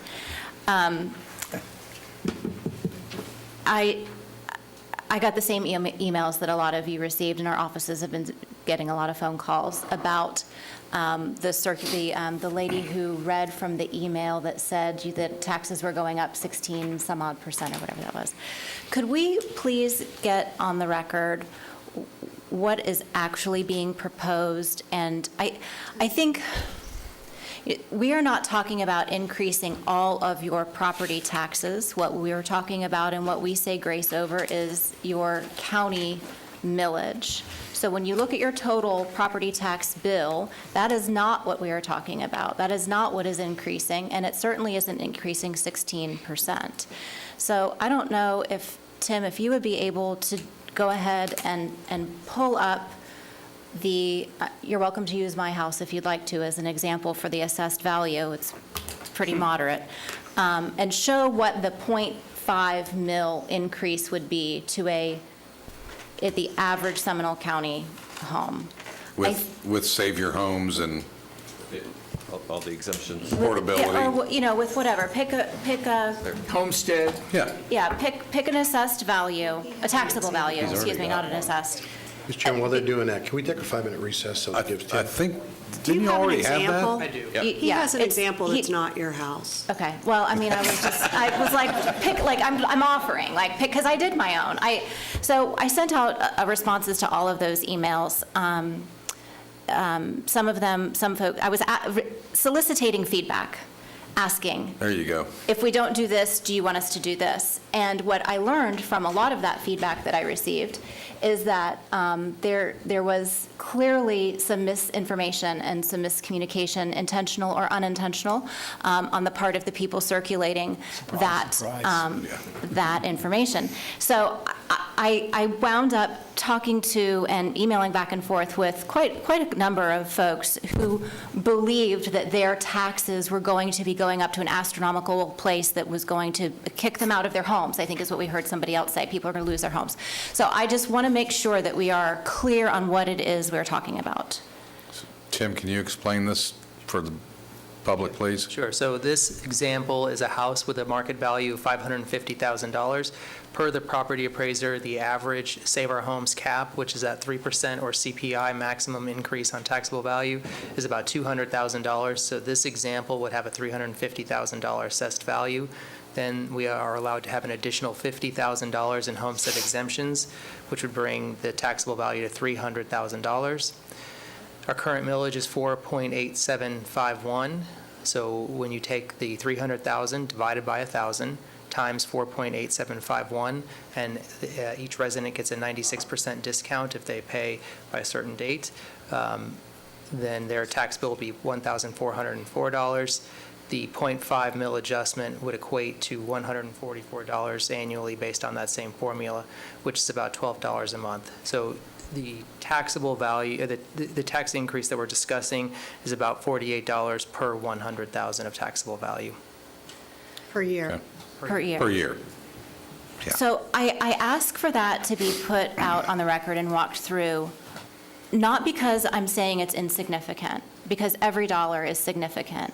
I asked for it to be put out on the record so that the panic and the misinformation could be addressed, because I have an elderly mother who's on Social Security and a fixed income, and she asked me, "What are you doing?"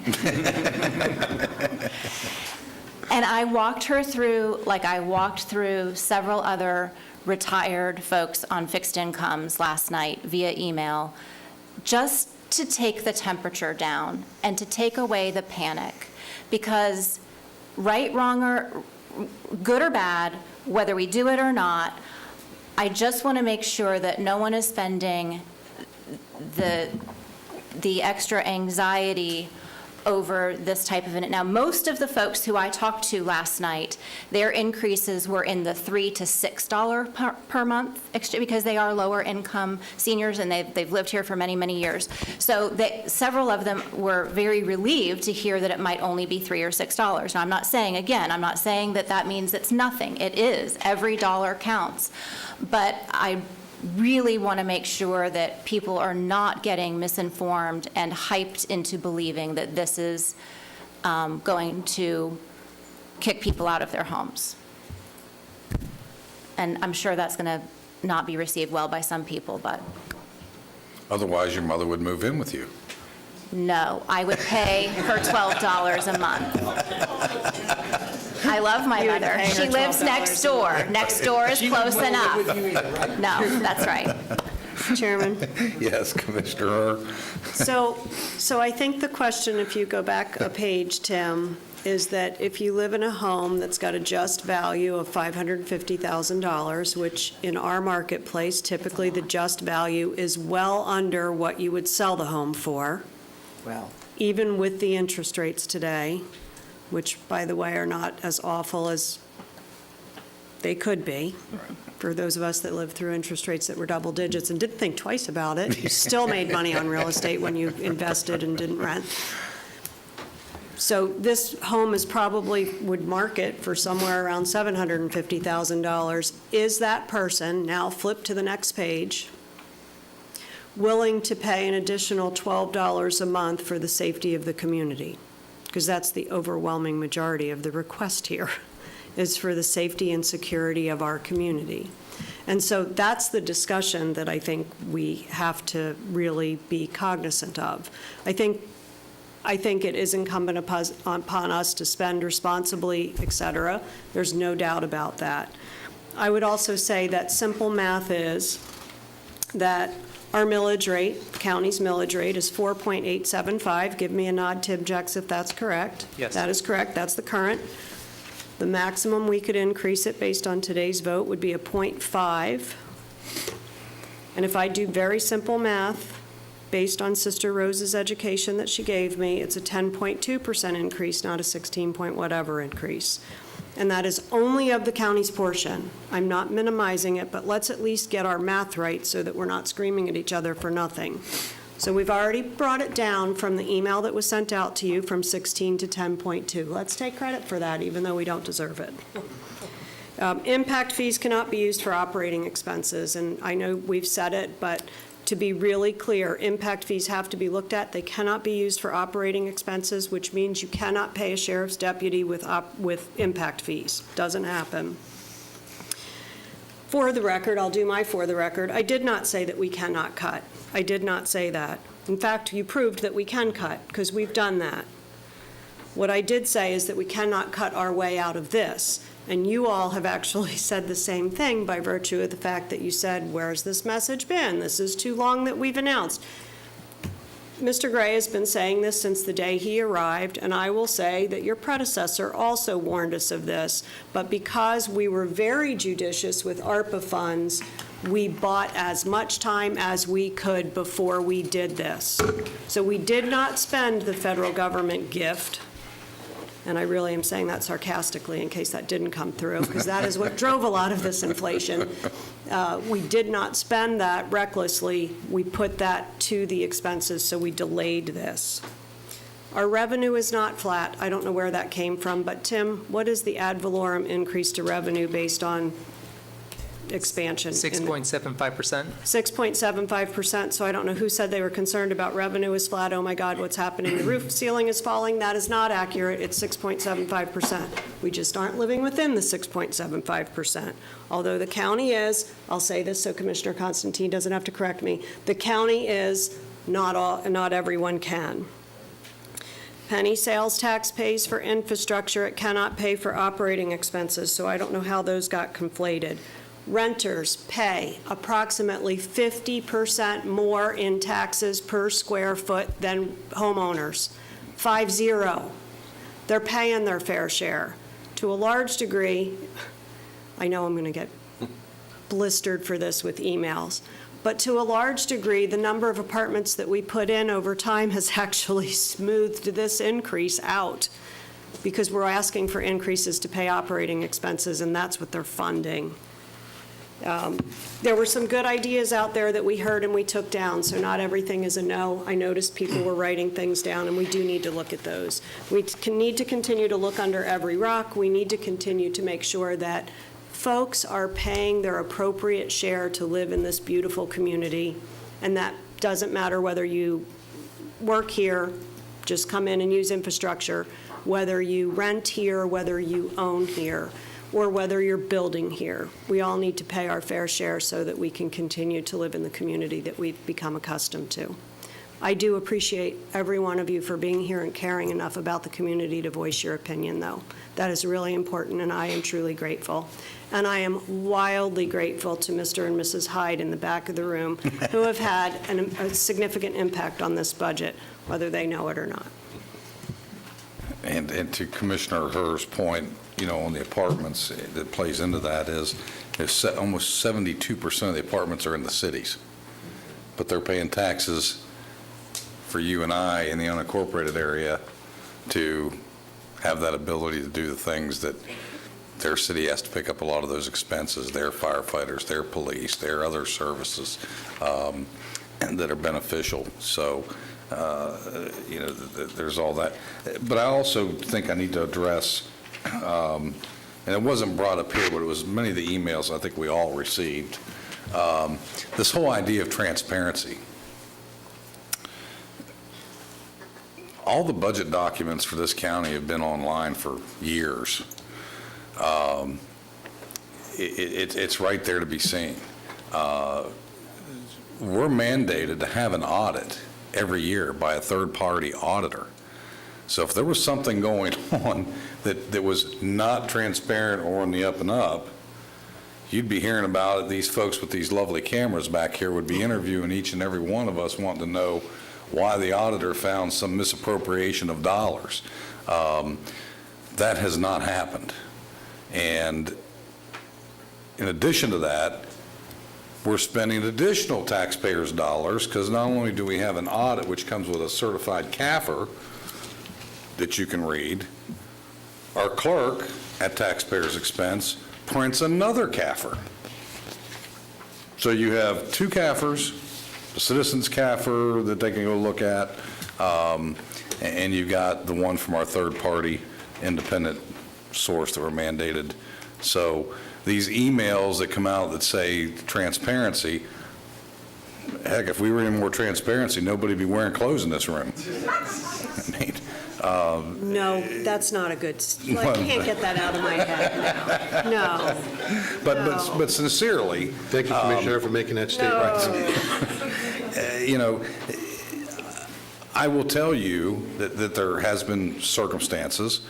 You know, there was the second year of my budget as an elected, I saw this money that was being held back by some of the departments.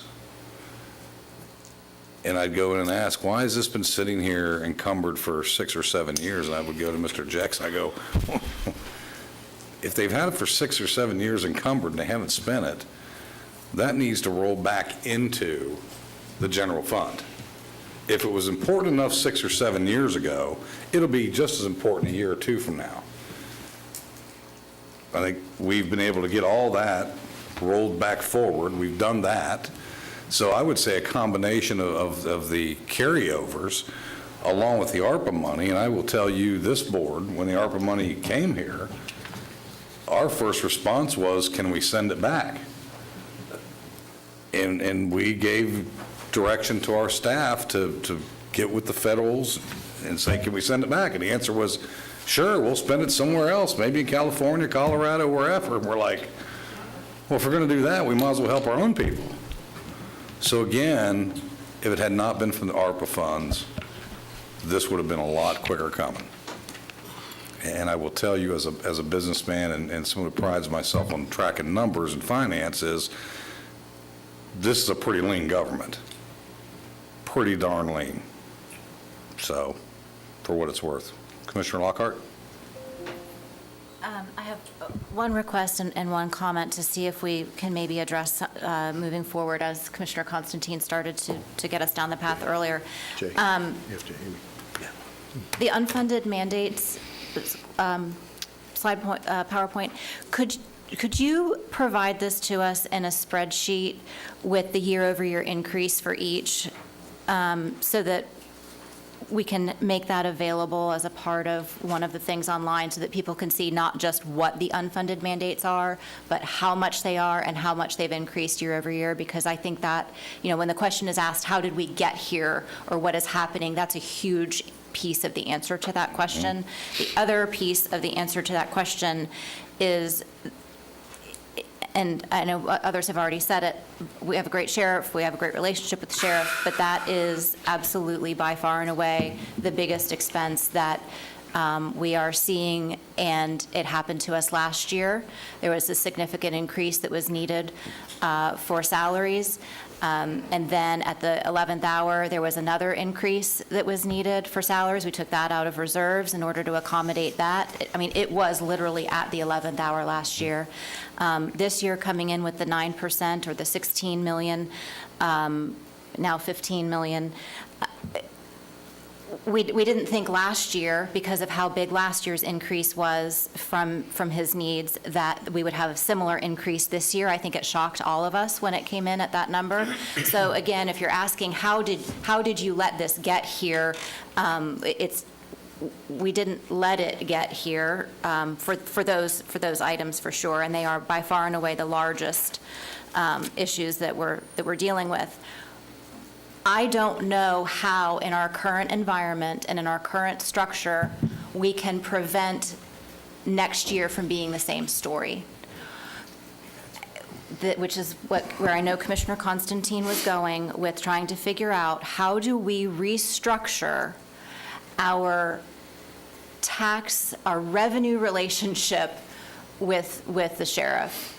I have suggested before that we dedicate a millage out of our current millage that would be whatever the proportionate amount is that he has now. This is what I said last year. Now it's an even bigger number. We should have done it last year because it would have been a smaller number.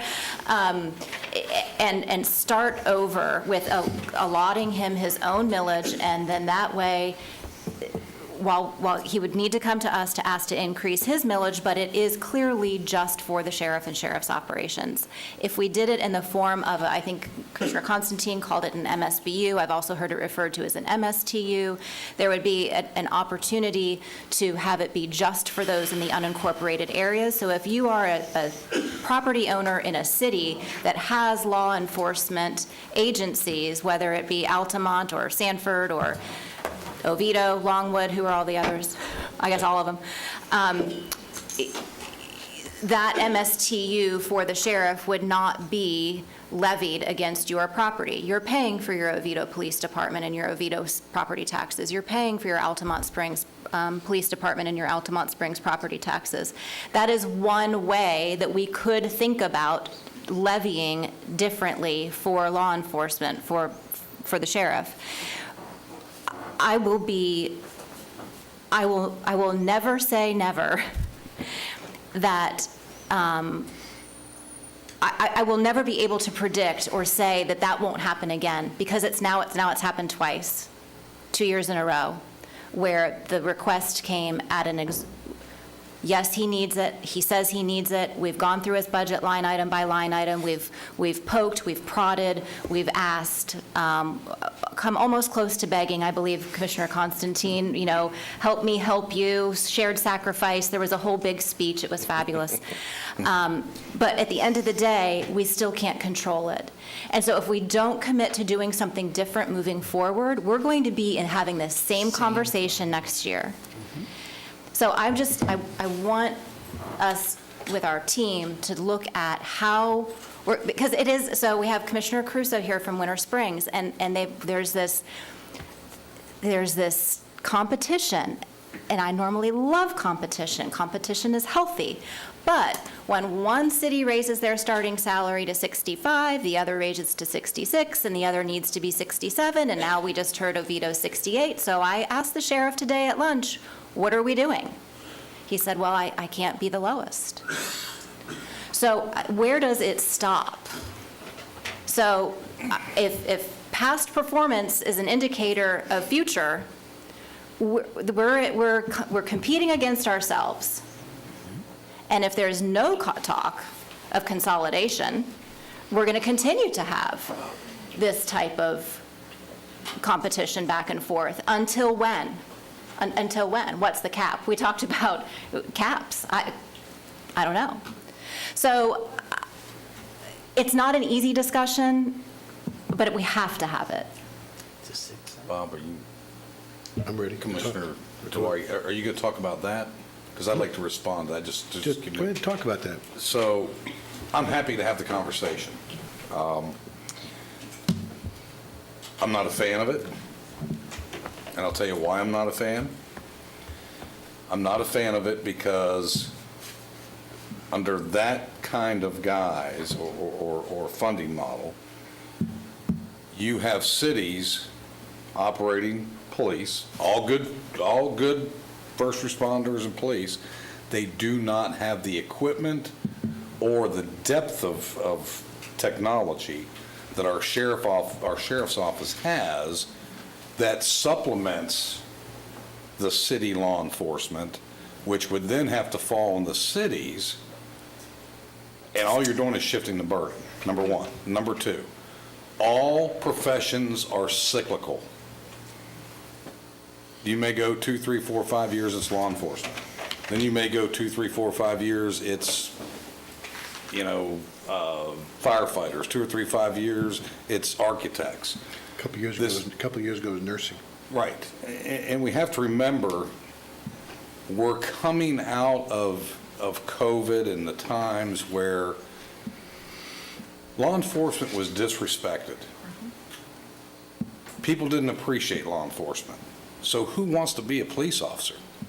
To go leave your family, go out into the public to protect the public, and have to worry about either being sued or prosecuted. Or killed. Right. Yeah, no, I for get it. doing your job to I get protect us and our community for $55,000 or less a year. Nobody wants to do that. So because of that, we're in this cycle, and I trust this is not going to be an ongoing 5-10-year deal, but I think there's going to be a plateau because of the history of what's happened to the profession to get it settled in to a spot. And quite frankly, as I've said, I think during one of the budget sessions is, if the county and the cities continue to raise the starting pay, somebody's going to flinch sooner or later. We all can't afford to do that crazy, you do 55, I'm doing 57, I'm going to do 60, you do 62. But you're doing it with the counties. And you're doing with counties in this state that are offering $20,000 and $30,000 sign-on bonuses just to get people to show up. Even in this county, there was a city had sign-on bonuses. So, I think it's a market pressure, and market pressure is going to sway and switch and move. I'm happy to have the discussion, but that's just my thoughts on that. Well, Mr. Chairman, if I could, just so you know, and I concur with what Commissioner Lockhart has said, because, you're saying we are in a sick cycle. It's a sick cycle right now because we can't change it. No one can change it. And it just seems to continue to get worse. And quite frankly, the percentage is going up and up and up. And I'm not talking about the last 2 years. I'm talking about the last 6, 7, 8 years. It's going up. And just, you go to the Florida Association of Counties, you go other places, this is not our problem. Right.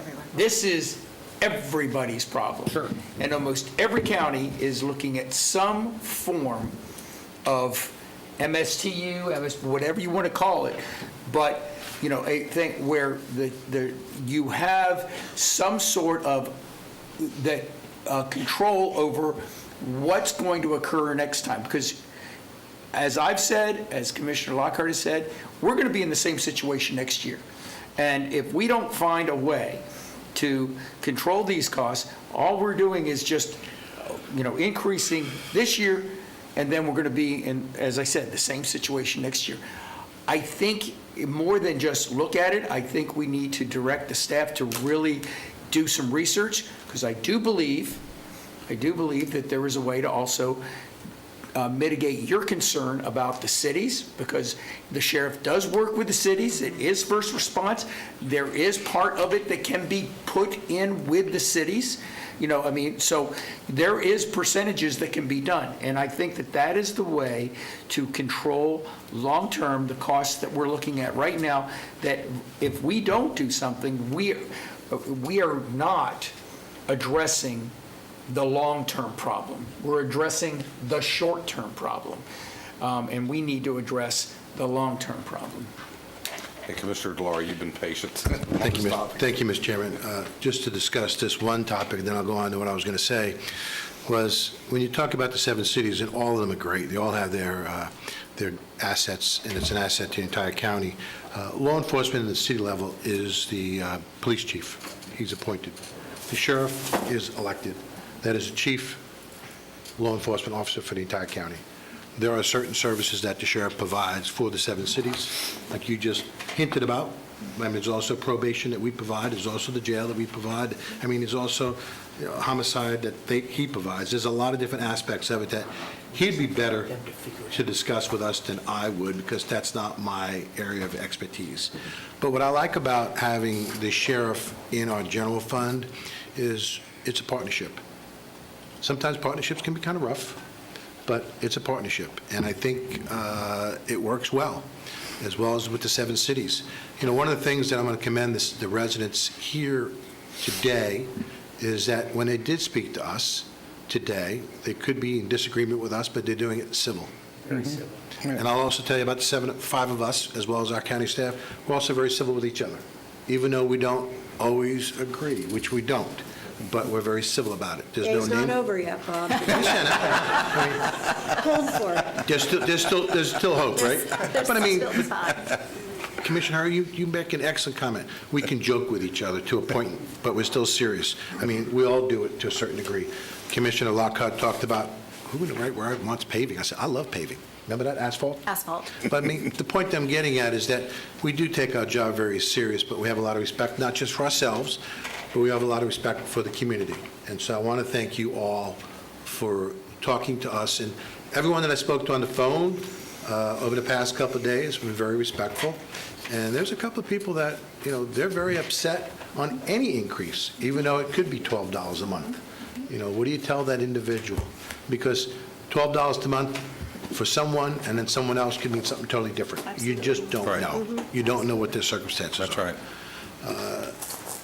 We had our work session, the commissioner had a work session with staff, and Mr. Gray, we had that in March, correct? The retreat? Yeah, the retreat. Yes. Yes. And what I'm going to say kind of earmarks what I said in March. So from the board's perspective and certain staff members, wasn't on camera, but from what I'm going to say now, it's no different than what I said at that retreat. So there's no, why do they wait till now? Because I've been saying this for the past couple of months. Taxpayers often believe the funds are misused. They're not misused. We're also ineffectively allocating them. We are trying to allocate them as best we can. Raising taxes at any time can be damaging to the public trust, and they can also look at, are we truly being transparent? We are being transparent. There is so much information out there, it's almost impossible for an individual to see what that budget looks like, because our budget book, and we have a couple of them. Volumes. One of them is at least 6 inches thick. And so for you to go through that, you can. And probably Joe Humphrey and Bill Hyde, they probably go through it in great detail. But we're constantly going through it, and we constantly go through it almost month to month, even after we pass it.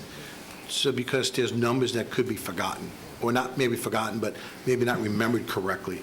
And, Tim Jex just talked about unfunded mandates of over $100 million. I didn't think it was that high. A couple of years ago, it was around the $30 million mark. So I'm curious to see what that's going to be, to actually break it down, because I'd love to understand that. And we should ask our state representatives, how and why do we have to pay this?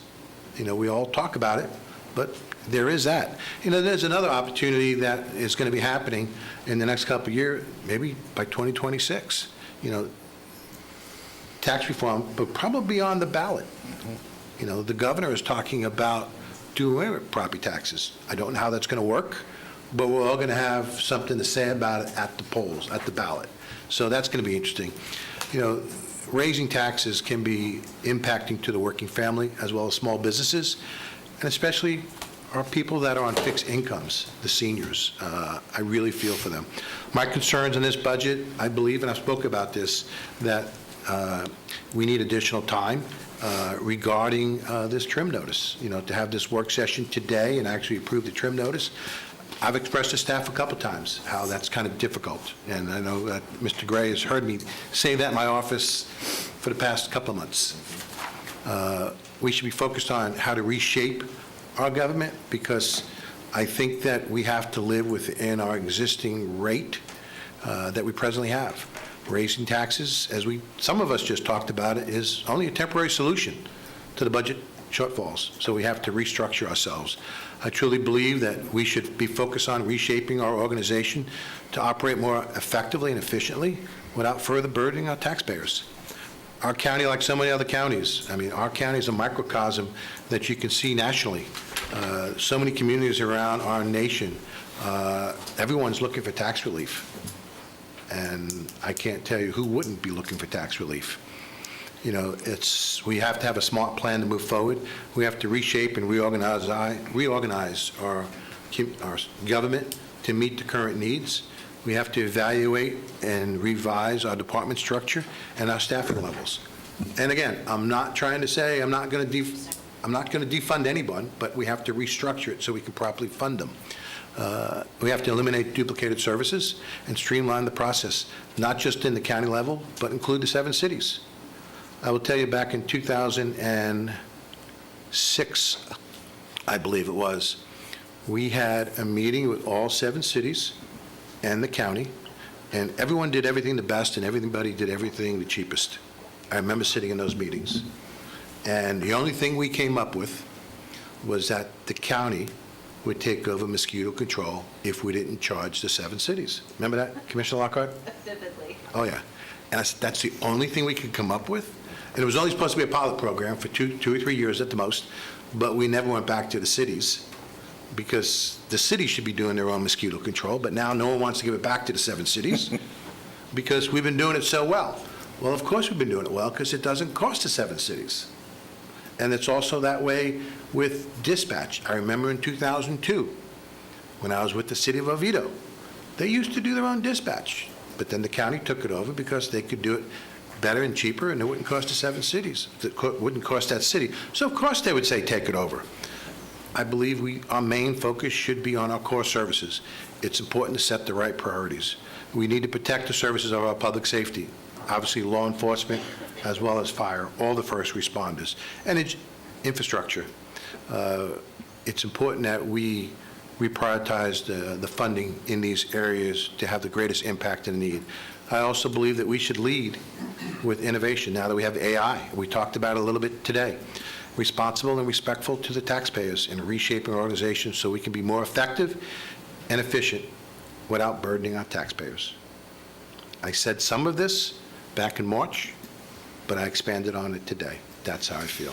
Thank you, Mr. Chairman, for your time. Thank you. Commissioner Herr, I'm going to see if you can bring this in for a landing. We're going to need some, the board needs to take action, and we've got still quite a bit to cover. I just want to, Commissioner Delary made some very bold statements of what we should do, and so I just wanted to make sure that I understood. Do you have specific examples of how you want us to do that? I've talked to the county staff. I've had meetings with... Yeah, but you haven't told us. Well, I'm just I've been wondering. waiting for work sessions to do this, and we've had these conversations.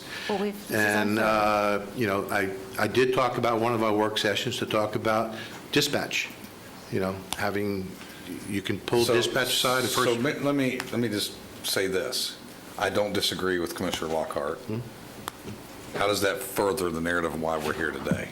I agree we need to have understanding of what Commissioner Delary is talking Restructuring the about. county, like Correct. that, like those are bold statements of things that he's saying should be done. And so I just want to have an idea of what that looks like, because this is the first I'm hearing that one of us has those it's a great idea. I just wanted to have a finer point on it so I understand. One of our work sessions, I can't remember which one, I think staff could remind me which one it was. I talked about emergency management, to include emergency management and dispatch for police and fire. I talked about that at one of our work shops already. We haven't really discussed that at all, but I did discuss it at one of our workshops. I'm confused. So we're going to reorganize the sheriff's department? I didn't say that. Well, dispatch is under the sheriff. I did not say reorganize the sheriff. I said have a separate fund to look at dispatch for law enforcement, fire, as well as emergency management. I did talk about that. So you're talking about a separate fund similar to what Commissioner Constantine and Commissioner Lockhart are saying? That is correct. So this is a funding mechanism, not a reorganization for efficiency mechanism? But there's also, with that, there's also efficiency as well with it. They're two entirily different I understand that. conversations. I'm fine if Commissioner Delary wants to get with staff and put something together to bring to us and have a work session. Mr. Chairman, for the Commissioner. The good thing about this is we've got 5 really creative individuals, and you are creative. Don't say you're not creative. Why would you point her out? She is very Because she said that earlier. But I said we She said should that call earlier. it squirt. I said that's why Commissioner Super not shouldn't name creative. things. And I want to make one other point that I want to make it very clear. We're talking, when I mention about this thing with the MSTU, MSB, I'm not talking about our sheriff. I'm talking about the long-term future implications of making sure that we have, control of our budget.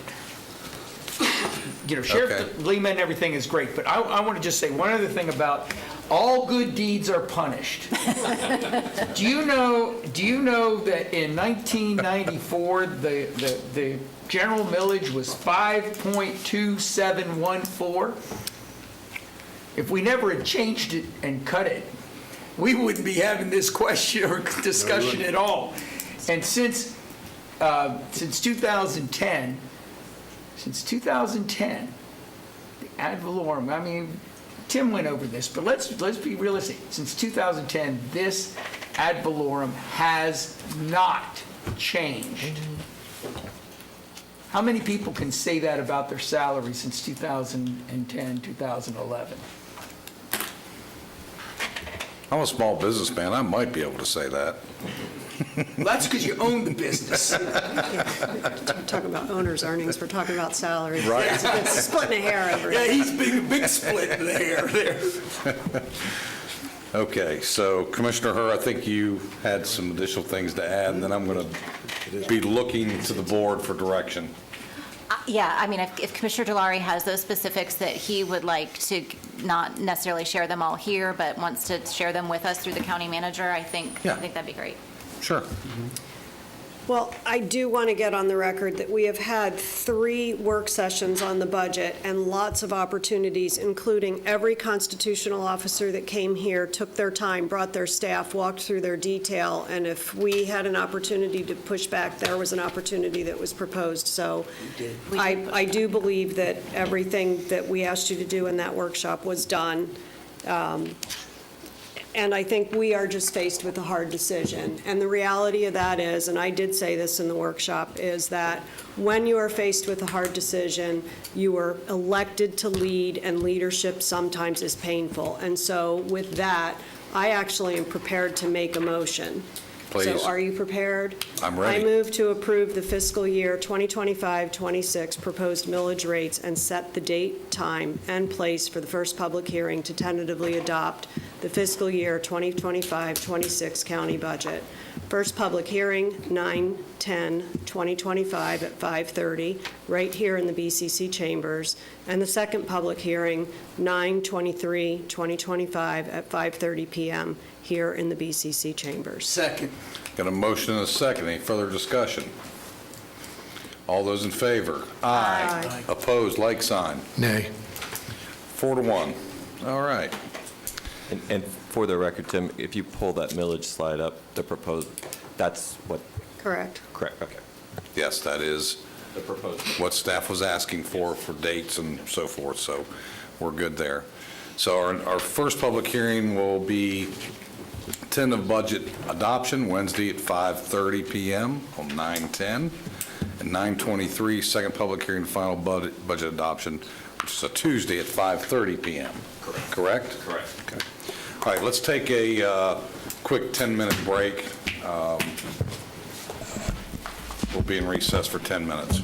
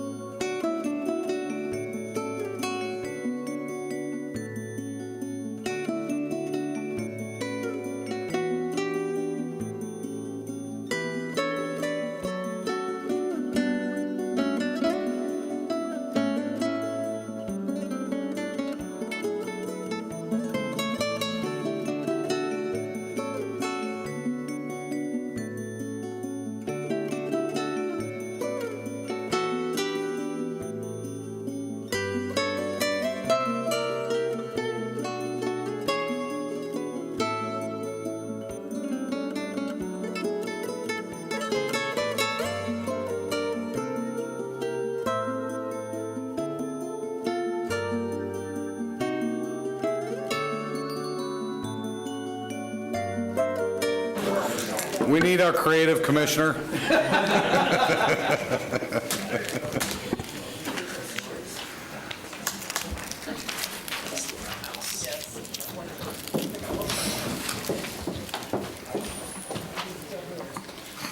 All right, next up is our county attorney's report. Ms. Latour. Thank you, Mr. Chairman. Commissioners, the chairman and I were discussing Senate Bill 180 yesterday, and I have talked to probably all of you about Senate Bill 180 for at least a minute or two in the last week or so. So I'm just going to give you a really high-level review of the effect of Senate Bill 180 and what my office is doing, what staff is doing to look at this. This was proposed as an emergency management bill, and while there is definitely an emergency management component to it, it's the elements related to land development that have caused some concern, and these provisions were added in at the very last minute, right before the bill was adopted. This bill has been signed into law, and it is currently effective. Just to quickly touch on the emergency management provisions of the bill, it imposes several new requirements on the county having to do with posting certain notices on the county website, developing a post-storm permitting plan, publishing on the county's website, hurricane and tropical storm recovery permitting guide, just keeping citizens informed of what steps the county's taking to make recovery and rebuilding after a storm easier. The county already does a lot of these things from what I understand.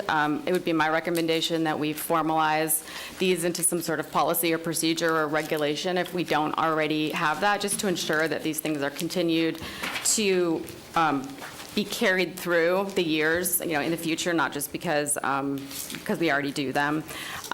So right now, the county attorney's office is finalizing a very detailed memo that we are going to share with emergency management and the county manager's office with a checklist of the things we need to make sure we have in place. So that's a really high-level summary of the emergency management component. The land development piece that came in at the last minute provides that counties that are impacted by a federal disaster declaration, which are counties located within 100 miles of the track of a hurricane, are prohibited for a period of 1 year from the date of landfall to adopt what the statute says or calls more restrictive or burdensome amendments to its comp plan or amendments to its land development regulations, or more burdensome and restrictive procedures related to the approval of site plans, development permits, and development orders. Now, this 1-year time clock during which these restrictions will be in force restarts every time another storm makes landfall within 100 miles of any portion of Seminole County. That's concerning from a planning perspective. I don't know how long, I'm sure maybe Alan could help us figure this out, how long it's been since we haven't had a storm within 100 miles of the county. Within a year. And so every time we have another storm that comes that close to us, it's another year where we can't make these changes to our comp plan or our land development code or change procedures related to other land development approvals. Mr. Chairman, if I may? Yes. So when you present this to us, there'll be a list of things with emergency management that even though we do them, we should put them in a motion, I would imagine, to make sure that it's part of our policy and/or program, correct? You mean when we come back to you? Correct. I think it would depend how we present them. If they're put in an administrative regulation, you'll be approving them at that time. If they're in an ordinance, of course, you'd be approving that. However you decide to do it, Yeah. which is most proficient, please let us know how that is ahead of time so we can make sure that we identify those. Absolutely, and we're actually meeting tomorrow. Darren is having his That's all. senior leadership team meet tomorrow to discuss this in greater detail. So Great. we don't really have a super detailed plan right now, as I'll touch on in a second, but One of the reasons I asked the county attorney to brief us on this is, it's my opinion, this is yet another home rule assault. Of course it is. There's no question about it. And the fact that it's retroactive back to when, 2024? I'm about to touch on that Okay. provision because the section I just summarized is prospective. It went into effect on June 26th. And there's another, the way the statute is drafted is there's another section specifically applicable to counties listed in the emergency declarations for Debbie, Helene, and Milton. I think we're in 2 out of 3 of those. It's the same restrictions on making amendments to comp plan, land development codes, or procedures related to the land development permits and orders. However, for those counties affected by those storms and named in the emergency declaration, the restriction is retroactive to August 1st, 2024. And this includes our charter amendments that were approved by the electorate in November. And so I've received the question from more than one of you, what is the effect of this on the charter amendments? You know, you put a supermajority vote requirement in place for a property owner to seek approval from the board to remove their property from the rural area. And there was a question, you know, does this affect that charter amendment? And, you know, we're still evaluating a lot of aspects of this bill, but the county attorney's office at this point has taken the position that the Senate Bill 180 does not affect that charter amendment. That charter amendment simply is a vote requirement for property to be removed from the rural boundary. It doesn't automatically, if you get your property removed from the rural area, you don't automatically have a development approval. You still have to go back to the county with a site plan, or if you need a rezoning, you still would have to ask for a rezoning. That's just the first step in a development project if you don't want to develop consistent with the rural, the regulations applicable within the rural boundary or the rural area. So if the county were to adopt regulations in violation of this bill, or they have anything on the books right now retroactive to August 1st that violates this bill, the new law, the bill renders these amendments and procedures void from their onset, like they never existed. So the county is in the process of going back and looking at what we've adopted since August 1st as far as land development regulations and comp plan amendments. And we don't think anything we've adopted since August 1st in those 2 documents is affected by this. We do have, as you know, a series of land development regulation amendments coming up. We've been working with consultant and staff. So these are being examined one at a time, you know, to see if they violate the provisions of this law. And the county attorney's office is working with staff just bit by bit to get through these amendments. We don't have any information to provide to you at this time on that. I think that concludes the information I have for you, and if you have any questions, let me know. So can you brief us on that as soon as you... Absolutely. Staff has reviewed that? Absolutely.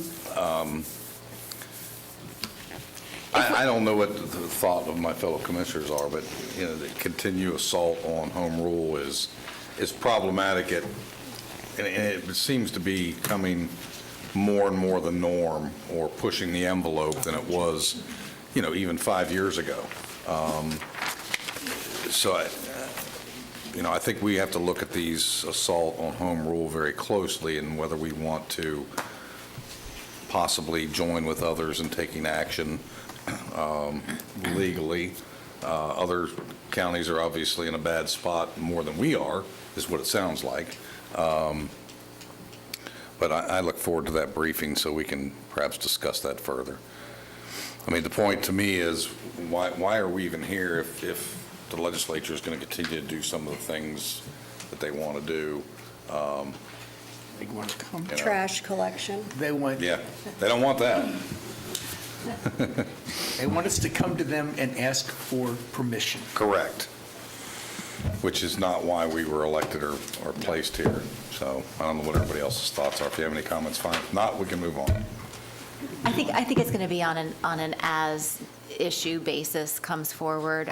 I agree with you that it's gotten worse. I also don't see it getting better.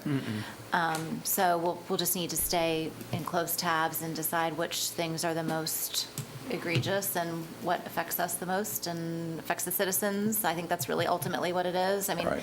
if it's less about ego and more about actual service to citizens and quality of life, I could be convinced. If it's just because I don't want them telling me what to do, I don't know that I have the stomach for that.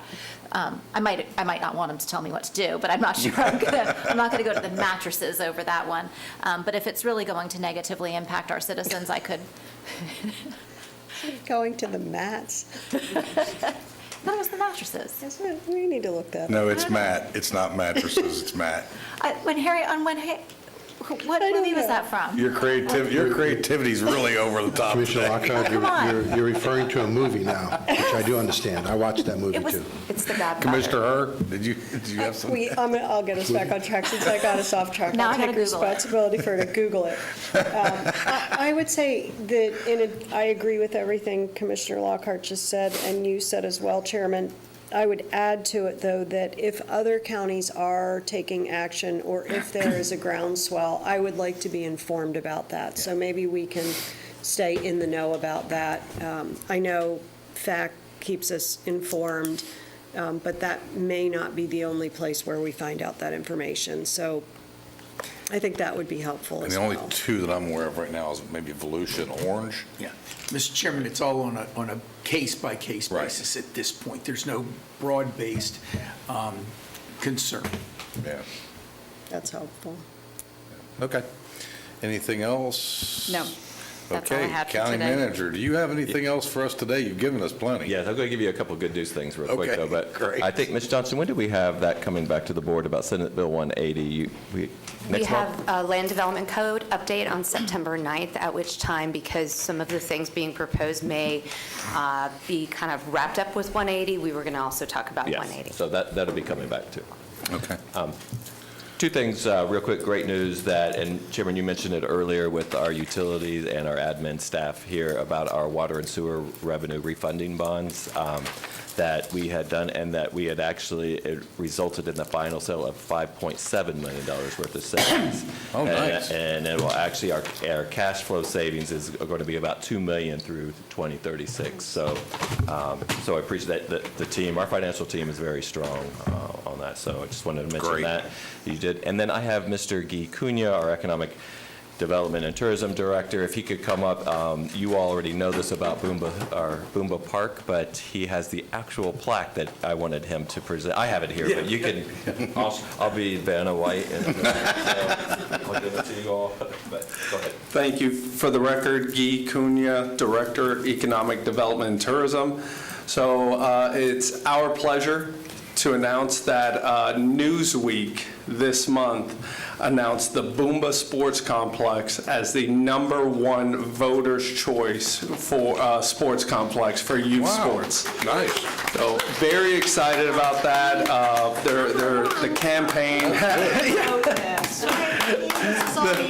This was amazing because it required both the votes from the travelers and residents. So having them come together and vote this complex ahead of other very prestigious complexes that are older than, Boomba's not even 10 years old yet. So as it is, Boomba has hosted over 450 events and is in line and forecasted to be the first tourism asset in Seminole County history to eclipse $1 billion in the future. Currently, we're over at 250, so it will take some time, but it is far ahead the best tourism asset that we have, and one of the major talking points of putting the Tourism Improvement District for the petition and approval by the hoteliers in order to present it to the commissioners was the success of the Boomba Sports Complex. So definitely want to thank Parks and Recreation, Greater Orlando Sports Commission, all the leadership.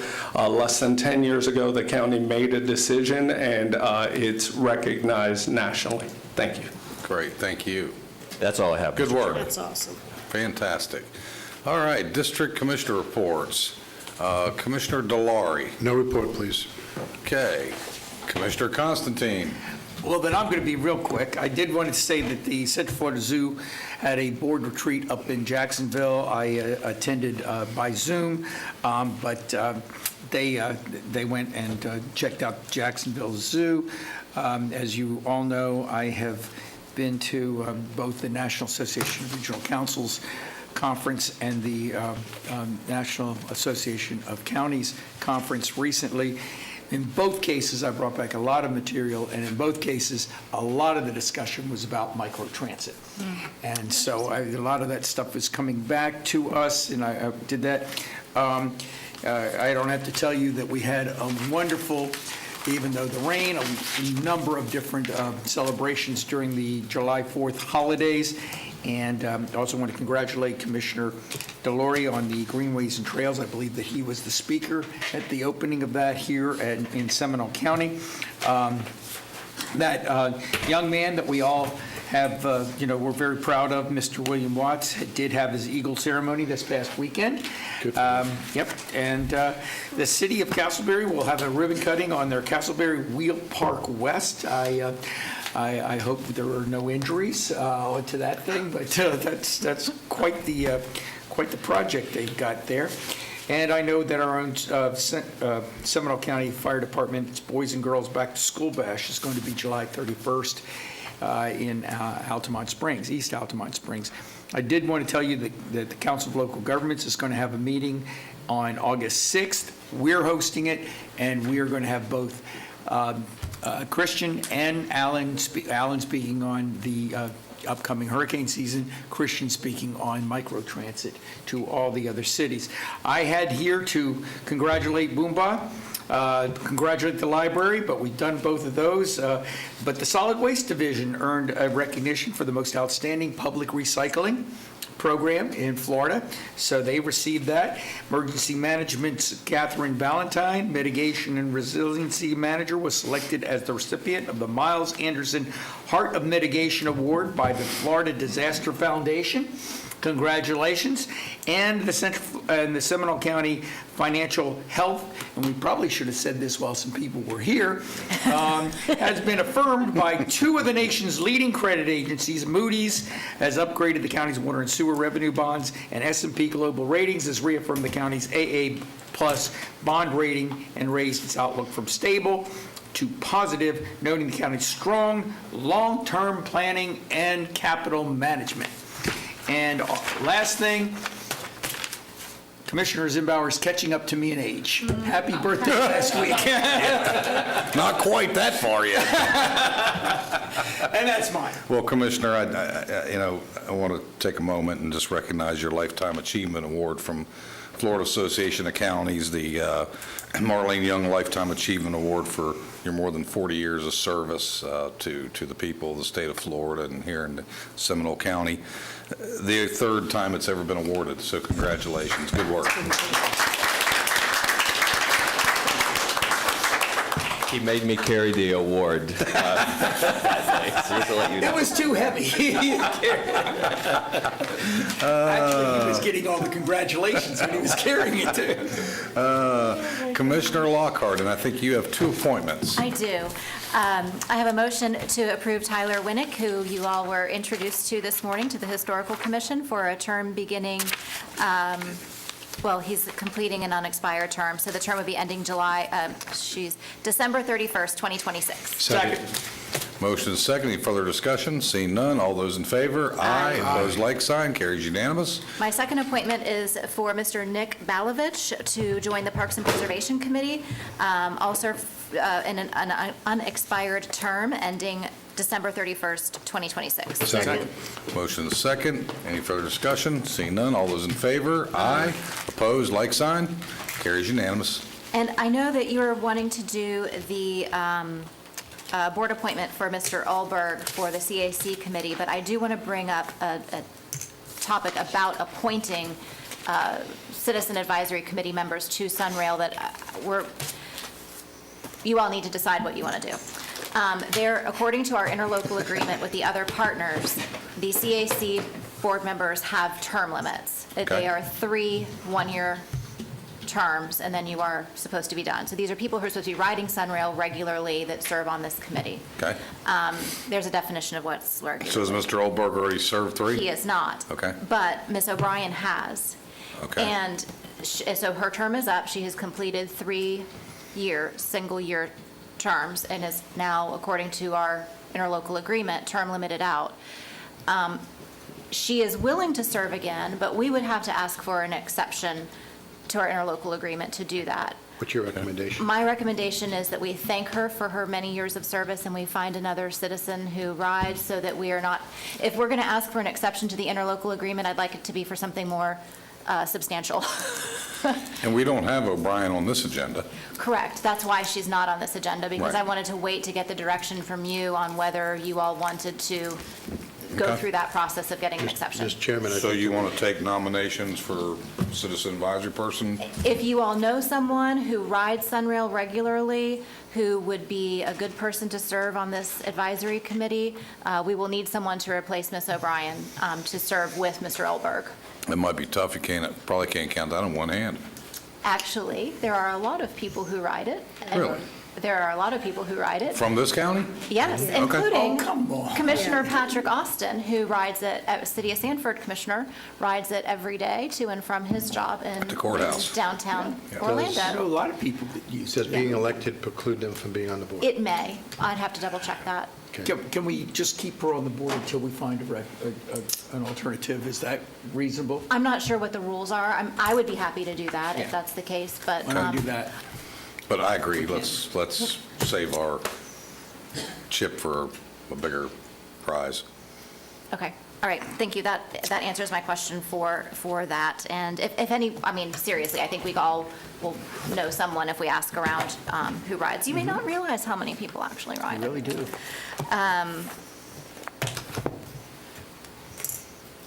That's going to be the end of my report. Everything else has either been talked about or it's been just a long enough day. Commissioner Hurd. I want to thank the folks at the Charis Bible School for inviting me out to the open house. I did attend. It was a packed crowd. They host their meetings at the Seminole State College. The regular meetings are in the other room. This was in the Barbara Miller room, and it was busting at the seams. It was lovely. They were lovely. I also thank them for bringing me a dozen roses, which was very sweet for just showing up at something, which is my job. That was wonderful. And I think we may all be attending, but State of Our Schools is on 7/28/25, and that is always a really informative session, so I hope to see you all there. And that ends my report. Fantastic. I do have one appointment. Nominate Allison Crew to the Parks and Preservation Advisory Committee for a term to expire on 12/31/26. Second. Motion is second. Any further discussion? Seeing none, all those in favor? Aye. Opposed, like sign. Carries unanimous. Okay. Today in 1862, President Abraham Lincoln presented to his cabinet a preliminary draft of the Emancipation Proclamation. Yay. Today is also Mango Day, National Fudge Day, and National Hammock Day. There you go. We could have used a few hammocks this afternoon. On June 18th, I spoke to the Orlando Realtors Association Government Affairs Committee on a possible tax increase that was coming before us, which we took action on today. They were concerned. I spent a good amount of time with them, and after speaking to them, they clearly understood and encouraged them to take a look at our budget, and I helped them find their way that, and so they were very appreciative. All the amazing Independence Day events in Seminole County, I'm sure you all attended, whether it was Altamont or Oviedo or Winter Springs or what have you. I happened to be at the Altamont one. I didn't make it to Winter Springs, but the big Altamont thing, I saw Commissioner Constantine there. Well attended. Also reminding the public, if you haven't signed up for the Seminole County newsletter, please do so. Good way to stay informed, and I sincerely appreciate the PIO staff putting that together. we've had a few comments, especially from some of our elderly population that find it informative and have commented on how they appreciate the ability to be able to communicate, and also gives them a way to find certain services. I also want to take a moment and thank our IT people. I've had several comments from people in the community about, oh my gosh, the websites seem to be so much better than what they were before we can actually find something. Although I went looking for something, and that's a whole other topic, but it was way off in the woods somewhere. Outside of that, I have nothing else in my report. We do have a couple board appointments for the board. I'm looking for a motion to approve an at-large board appointment of Maria Torrentino Sofrent to the Hospice End-of-Life Representative. Second. Commission on Aging. The term would expire 12/31/2025. Is that your motion? No, well, I'll make the motion. Second. Okay, motion second. All those in favor? Aye. Opposed, like sign. Seeing none, carries unanimously. Move approval at-large board appointment of Eric Olberg to the Sunrail Customer Advisory Committee for a one-year term. Second. Motion is second. Any further discussion? Seeing none. All those in favor? Aye. Opposed, like sign. Okay, that's all I have on my report. We will now go to public comments for items not on the agenda. Do we have any? David McKenzie. Mr. McKenzie, come on down, sir. Thank you. When you come up, just give us your name and address, and give us a brief, real quick, what you want to talk about, and then have at it. It will be brief. Okay. For the record, David McKenzie, 5161 Kingwell Circle, Oviedo. I just wanted to, it's kind of like an announcement. I am a volunteer at a church, a community church in Sanford there, and we're putting on a back-to-school event for some children on Saturday, August the 2nd, 12 noon to 5 p.m. Okay. Okay. The pastor is trying to see if he can get some donations, book backpacks or anything of such. And just by sitting here today, I was wondering if there's anything that I can bring back to those folks, or if I can get someone from your committee to come out and meet with these folks. That's a brief I have. Yeah. And before I go, I just wanted to express my profound gratitude to you guys for the work that you're doing. Yes, thank you. Being a resident for, some 30 plus years, Bob. I have 5 children that went to school here. It's a great place to live. So thank you for the job that you do. Thank you. And before you take, if you'll send that to our offices. Yes. Yes, I can. So we have it. I'm happy to come if I can make it. Yes, sir. Thank you very much. Thank you very much, sir. Anyone else? No, sir. Seeing none, anything else for the good of the order? Just one thing, Mr. Chairman, just a clarification for the board, because I had a few questions. There is no meeting next Tuesday, July 29th. It was on our calendar just in case we needed an extra, because this is the only meeting we have in July, but we do not have a meeting next Tuesday. I was beginning to wonder whether we were, about 2 hours ago, I'm like, yeah, there goes the 29th. It was reserved for that. It was reserved for that, so there is no meeting. Anything else for the good of the order? Seeing none, we shall be adjourned.